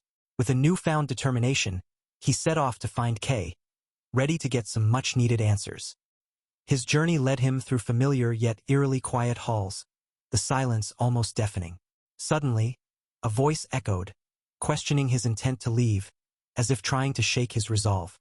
He turned to see a figure, barely recognizable, uttering his name with a mix of surprise and hesitation. The figure seemed to struggle with something unseen, a weight pressing down on their conscience. With a heavy heart, the figure apologized, admitting they should have stopped something, but left the thought hanging, unfinished. A moment of silence passed between them, the air thick with unspoken words and regret. Breaking the silence, the figure offered to guide him to the branch manager, a glimmer of redemption in their eyes. They moved forward, the path ahead unclear but their steps steady with purpose. As they approached, he noticed a secret door, layers of security magic wrapping around it like a puzzle. Classic K, always with the dramatic flair. The door stood before him, its magic layers humming with complexity, a puzzle only K would design. He could almost hear her smirking through the enchantments, daring him to figure it out. Taking a deep breath, he reached out, fingers tracing the edges of the magical barriers. This wasn't just a door, it was a statement, a challenge, and he was ready to meet it. What started as a ragtag group of smugglers became something far greater once Kay stepped in. She saw potential where others saw chaos, weaving their shady operations into a web of intelligence that could rival even the most established networks. Back in his previous life, this was the point where everything went sideways. Kicked out of the academy, left with nothing but the cold streets and the even colder welcome of McCain's crew. Survival became his only goal, clawing his way up from nothing to becoming one of their most feared hitmen. Then came Kay, the branch manager, with a mission. She had a job for him, something about cleaning up a critical transportation route. Little did he know that job would change everything. Kay wasn't just expanding routes, she was building an empire. Syndicate wasn't going to be just another smuggling ring. She wanted it to stand toe-to-toe with the Black Order, the Information Bureau, anyone who thought they could outplay her. And with sheer tenacity, she made it happen. But then the Empire took it all away. Everything he had built, everything he had fought for, gone in an instant. Now, here he was staring at intel on an artifact the Emperor himself was after. The stakes couldn't be higher. Kay's voice echoed in his mind, a warning wrapped in her usual confidence. This wasn't going to be easy, but for once he wasn't alone. Kay was all in on his revenge, and together, they were going to make the Empire regret ever crossing them. Zeke knew information was power, and he had just the right kind. The kind that could shift futures and rewrite destinies. Kay's warning still echoed in his mind, but so did the thrill of what was to come. Information was a weapon, and Zeke was armed to the teeth. Just like what Abel had witnessed during the Blessing Rite, the future was a fickle thing, always changing, always shifting. And Zeke was ready to make some serious changes. Zeke's abilities were top-notch, and if he played his cards right, this deal could be a major win for him. Maintaining a good relationship was key, and he was determined to make it happen. As he pondered his next move, Zeke couldn't help but think about Kay. Her tastes were as bold and unapologetic as ever, and he found a strange comfort in that familiarity. The weight of his thoughts was heavy, but Zeke carried it with ease. He was in his element and the game was just getting started. Kay's tastes hadn't changed a bit. She still went for the bold, the daring, and the unexpected. And Zeke wouldn't have it any other way. With a flick of his lighter, Zeke took a drag from his cigarette, the hood of his jacket casting a shadow over his eyes. He was the picture of cool, calm, and collected. Kay's voice cut through the silence like a knife. She was curious, and Zeke knew that curiosity was never a good sign. The rising star of the Draker family wanted to meet with her. Kay's eyes sparkled with intrigue, and Zeke couldn't help but feel a sense of anticipation. This was going to be interesting. Kay wasn't here for small talk. She wanted the key points, and she wanted them now. Zeke could feel the intensity in her gaze. Zeke dropped the bomb. He wanted to open up trade with the syndicate. Kay's eyebrows shot up, clearly not expecting that. Kay's mind was racing. This was a curveball she didn't see coming. Kay couldn't help but wonder why someone like Zeke, a prodigy who reached the top at just 15, would need to make a deal with a criminal organization. She must already know about what happened in Valhalla. Zeke could see the gears turning in her head. Zeke pulled out something, and Kay's eyes widened in surprise. He could tell she was playing games, not quite ready to take him seriously. Time to change that. With a smooth move, Zeke placed a pair of earrings on the table. He suggested she take a look before making any decisions.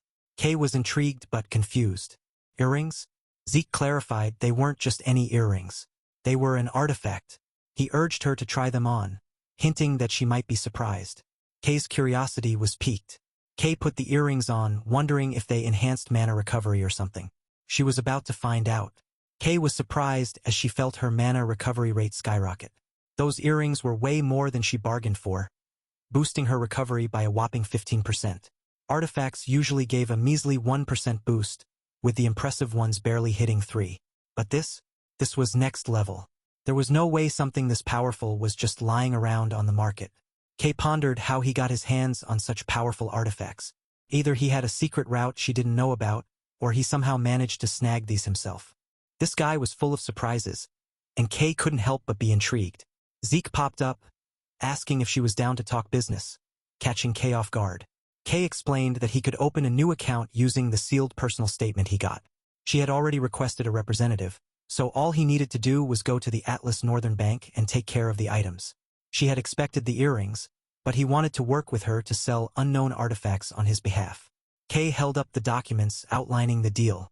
10% for each item sold, plus an additional bonus for every 10,000 they sold. This was the upper limit of the type of deal she had in mind. Kay stood up, her gaze sharp as she pointed out that Zeke already knew about her being a magician, suggesting he had some serious intel. She agreed to the terms laid out, wishing him luck with a smirk, because let's be real, they were both gonna need it. Zeke wasn't about to back down. Firing back that luck was definitely on the menu for both of them. But then, with a casual tone that didn't quite match the tension, he dropped a question about her ghost ship. Kay's expression turned icy. The ghost ship? That was not up for discussion. Suddenly, the room felt a lot smaller as men with murderous intent appeared out of nowhere. Kay's voice was dangerously calm as she asked where Head heard about that. Zeke stood up, unfazed, and threw his hands up in mock surrender. He was just asking, but why was she so on edge? He locked eyes with her, his stare just as intense. Threats were fine, he said, but was she really ready for what came next? Kay could feel a shift in the air, the unspoken challenge hanging between them. This wasn't just business anymore. The tension was getting to Kay, her fear palpable as the weight of the moment settled in. And she wasn't the only one feeling the pressure. The whole room was on edge, hearts racing. Sweat trickled down Kay's forehead as her mind raced. This wasn't good. She didn't have enough intel, and the pieces weren't adding up. Zeke Draker, the youngest Blue Knight? That couldn't be right. Zeke, ever the strategist, suggested a change of scenery, but Kay wasn't having it. Staying put meant certain defeat, and she knew it. They found themselves in the Syndicate Atlas branch office, the air thick with tension and unspoken strategies. Zeke broke the silence, mentioning a contract of oath. A pretty standard move for a magician, but in this high-stakes game, every detail mattered. A contract of oath, sealed with one's own blood as ink. Simple, yet undeniably effective. A magician's way of ensuring a deal was as solid as it could be. Once the deal was signed, a seal would appear on both of their arms. Harming the other party would cost the aggressor their life, a pretty solid deterrent if you ask anyone. Even if the seal disappeared due to something shady like an assassination or betrayal, the consequences would still be a major buzzkill, leading to an unending restriction. Kay wasn't playing around. She wanted that contract signed ASAP. No cap. She needed insurance, just in case things went south. Trust was a luxury she couldn't afford. Not when her life was on the line. Zeke, the protagonist, wasn't about to argue. If signing a contract was what it took to earn her trust, he was down. He signed it without hesitation, ready to sign as many as needed. And just like that, the contract was bound. The deal was sealed, and there was no turning back. With the formalities out of the way, Zeke walked away, ready to get down to business. They were officially partners now, and it was time to continue their conversation. Sitting down, Zeke cut to the chase.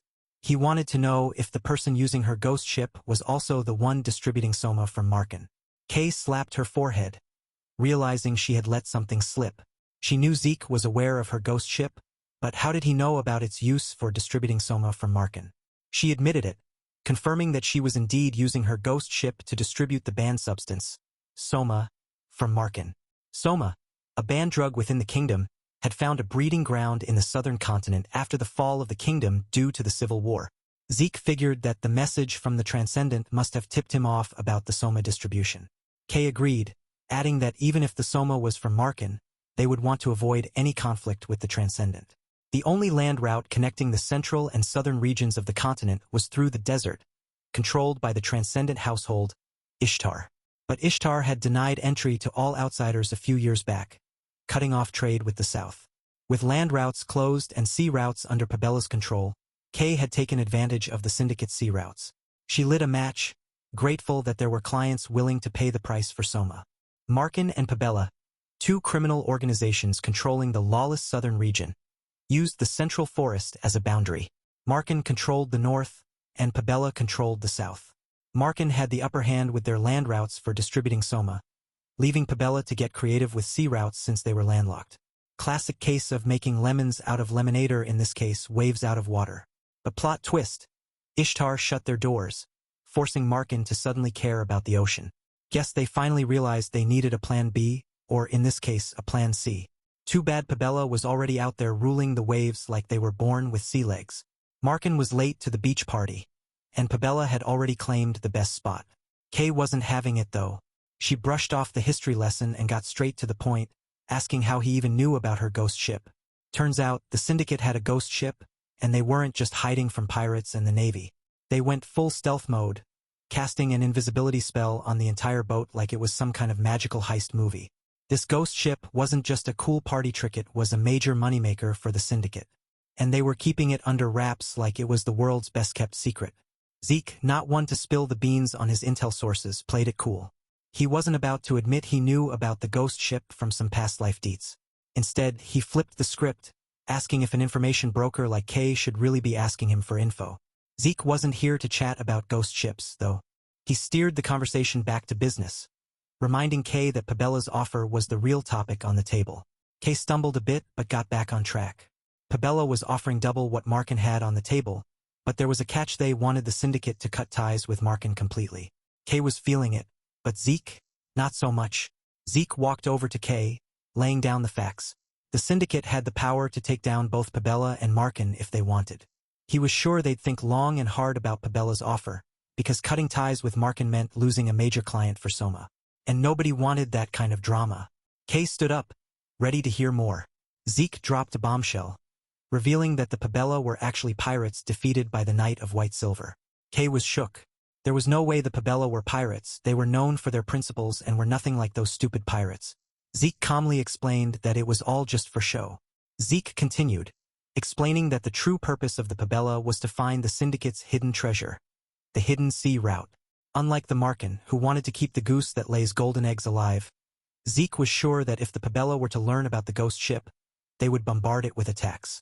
Zeke slammed his hand down, emphasizing that the southern pirates and the Pabella were supposed to be two separate entities. He then turned to Kay, asking if she shouldn't be paying for this information first. Zeke made it clear that all he wanted was one simple thing to get to Don Juan, the boss of the Marken. Zeke offered Kay a deal, saying that if she helped him, he could make her the boss of the syndicate. As night fell, the weight of Zeke's words hung in the air. Zeke, now hooded, walked away, leaving Kay to ponder his offer and the revelations he had shared. Zeke, deep in thought, considered Kay's network of information impressive but ultimately insufficient. He reminisced about the past, recalling the fastest way to access the syndicate's intel. Flashback time. Back in the day, the quickest route to getting the syndicate's secrets was way different. Snapping back to the present, Zeke thought about the small flame he had started that day, hinting at a larger plan beginning to unfold. Zeke found himself at the night nurturing facility Valhalla, a place that felt completely different from the cradle and the academy. The atmosphere here was surprisingly free and unburdened. According to the dean, a guide would come to get him if he waited there. But as time ticked by, Zeke began to wonder if anyone would show up at all. Just as doubt started creeping in, a voice suddenly broke the silence, catching Zeke off guard. A man appeared, asking if he was Zeke, the guy the dean had mentioned. Zeke barely had time to process before the man extended his hand in greeting. The man's hand hung in the air for a moment, but Zeke didn't make a move to take it, leaving him hanging literally. The awkward moment stretched on, the man's hand still outstretched, unclaimed. The man, undeterred, reached out and tapped Zeke's shoulder, commenting that he had a long way to go to shed that academy stiffness. Zeke, clearly not in the mood, slapped his hand away. With a sharp tone, Zeke asked if he was the guide the dean had sent, making it clear he wasn't interested in casual chit-chat. The man, taken aback by Zeke's cold demeanor, repeated the question before exclaiming about his tone, clearly not expecting such a frosty reception. The man, not letting Zeke's cold vibes kill his own, tried to lighten the mood, telling him to chill out and not be so prickly. He reminded Zeke that he was personally assigned by the dean to show him around Valhalla, every nook and cranny. Zeke, internally rolling his eyes, thought this guy just wouldn't stop yapping. Then, as if realizing he forgot something major, the man suddenly introduced himself as Diego. Diego went on to proudly declare himself as an evangelist of New Age fusion music, blending Southern traditional percussion with central melodies. He repeated his name, Diego Vaya, with a flourish, and extended a friendly hand, telling Zeke they should get along. Zeke, starting to walk, simply agreed, saying they should get along. As they walked, Diego, noticing a slight thaw in Zeke's frosty demeanor, commented that Zeke seemed to be warming up to him. Zeke, however, replied that it depended on something. Zeke then dropped a bombshell, addressing Diego as Diego Vaya, the metered knight. He admitted he never thought he would meet a man destined to be known as one of the 5 divine knights. The scene shifted to a list of knights: Bishop Kastek, the Silent Knight Jeffrick Salma, the Haze Knight, and Estelladable, the Illusory Knight. The knights were displayed, their titles hanging in the air like legends. Zeke, putting 2 and 2 together, wondered out loud if all 5 divine knights were Valhalla alumni. He made a mental note to confirm whether this was true. As they strolled along, Zeke was already plotting how to beef up his influence. Meanwhile, Diego's stomach had other plans, and he started craving some good old Southern grub. Zeke wasn't exactly thrilled about the idea, given his less-than-stellar memories of Southern cuisine. But Diego, ever the foodie, insisted that Zeke just hadn't had the real deal yet. Soon enough, they found themselves digging into a plate of food that had Zeke doing a 180 on his Southern food stance. He had to admit it was pretty darn good. Diego, with a mouth full of victory, grinned and said he knew it all along. Diego couldn't help but sing praises for the Valhalla-only shark dragon dish, something even he, a Southern boy at heart, could get behind. Zeke nodded in agreement, admitting it was way better than anything he'd had down south. Diego shot Zeke a look, surprised he'd never been to the south. Zeke just shrugged it off, saying he'd only heard bits and pieces about the place. Curiosity got the better of Zeke, and he asked Diego how a Southern native like himself ended up in Valhalla. Diego launched into his backstory, revealing that his parents were the big shots ruling a small kingdom in the south. Zeke's eyes widened as he put 2 and 2 together, realizing that Diego, the metered knight, was actually Southern royalty. Zeke's mind wandered to the southern continent, a patchwork of smaller kingdoms with the Cuzco kingdom at its heart. He recalled how most folks had packed up and moved to the central continent after the Cuzco kingdom went belly up following a nasty civil war. Diego, with a grin, summed it up nicely. He was a prince, a real somebody. Zeke, though, wasn't exactly impressed, muttering about how royalty could be so undignified. Diego went on, explaining that some old-school traditionalists were all about keeping the royal family's twin swordsmanship alive. And guess who got sent to Valhalla because he was a total prodigy with those swords? Yep, Diego himself. But did he care about living up to those expectations? Not really. He was more into chasing his music dreams. Zeke couldn't help but wonder about all the people expecting great things from him. Then Diego dropped another bombshell: he was into Southern fusion New Age music research. Zeke was just done with his antics at this point. Diego was all about breaking the rules, crashing upperclassmen lectures like it was no big deal. He was loving the freedom Valhalla offered. Anything goes for the sake of learning. If there was a lecture he wanted to check out, he was there, no questions asked. He hinted at something huge prepared for the day's special lecture. Zeke, though, was just tired of Diego's endless chatter. As Zeke glanced around, whispers filled the air. People were pointing at him, recognizing him as Zeke Draker, the youngest to ever enroll in Valhalla and a direct descendant with a prodigy reputation. Diego was caught off guard, asking if Zeke was really a Draker. Zeke, confused, asked what Diego thought he was then. Zeke showed Diego his emblem, leaving Diego even more puzzled. Zeke couldn't believe Diego's cluelessness and dropped a truth bomb: those gloves were the mark of a pure-blood Draker Awakener. Diego's mind was officially blown. Diego was still reeling, yelling about how he thought Zeke was just really committed to his fashion choices. Like, who wears gloves while eating? Apparently a badass Draker does. Zeke was low-key shocked. Diego had made it all the way to Valhalla without even knowing about the pure-blood gloves. What kind of journey was that? But then again, Zeke figured, freaking out over a pure-blood awakener was pretty much a standard reaction. Diego was just being normal in his own extra way. Diego finally had his lightbulb moment. Everything clicked: Zeke's mysterious vibe, the whole hard-ass persona. It all made sense now. Zeke, though, just facepalming at Diego's endless energy. Diego, being Diego, cracked a joke about Zeke owing him a meal now that he knew he was a Draker. Classic Diego. Zeke just sighed. This guy was never quiet, and now he was even louder. Just then, the instructor clapped, and the room went silent. Finally, some peace.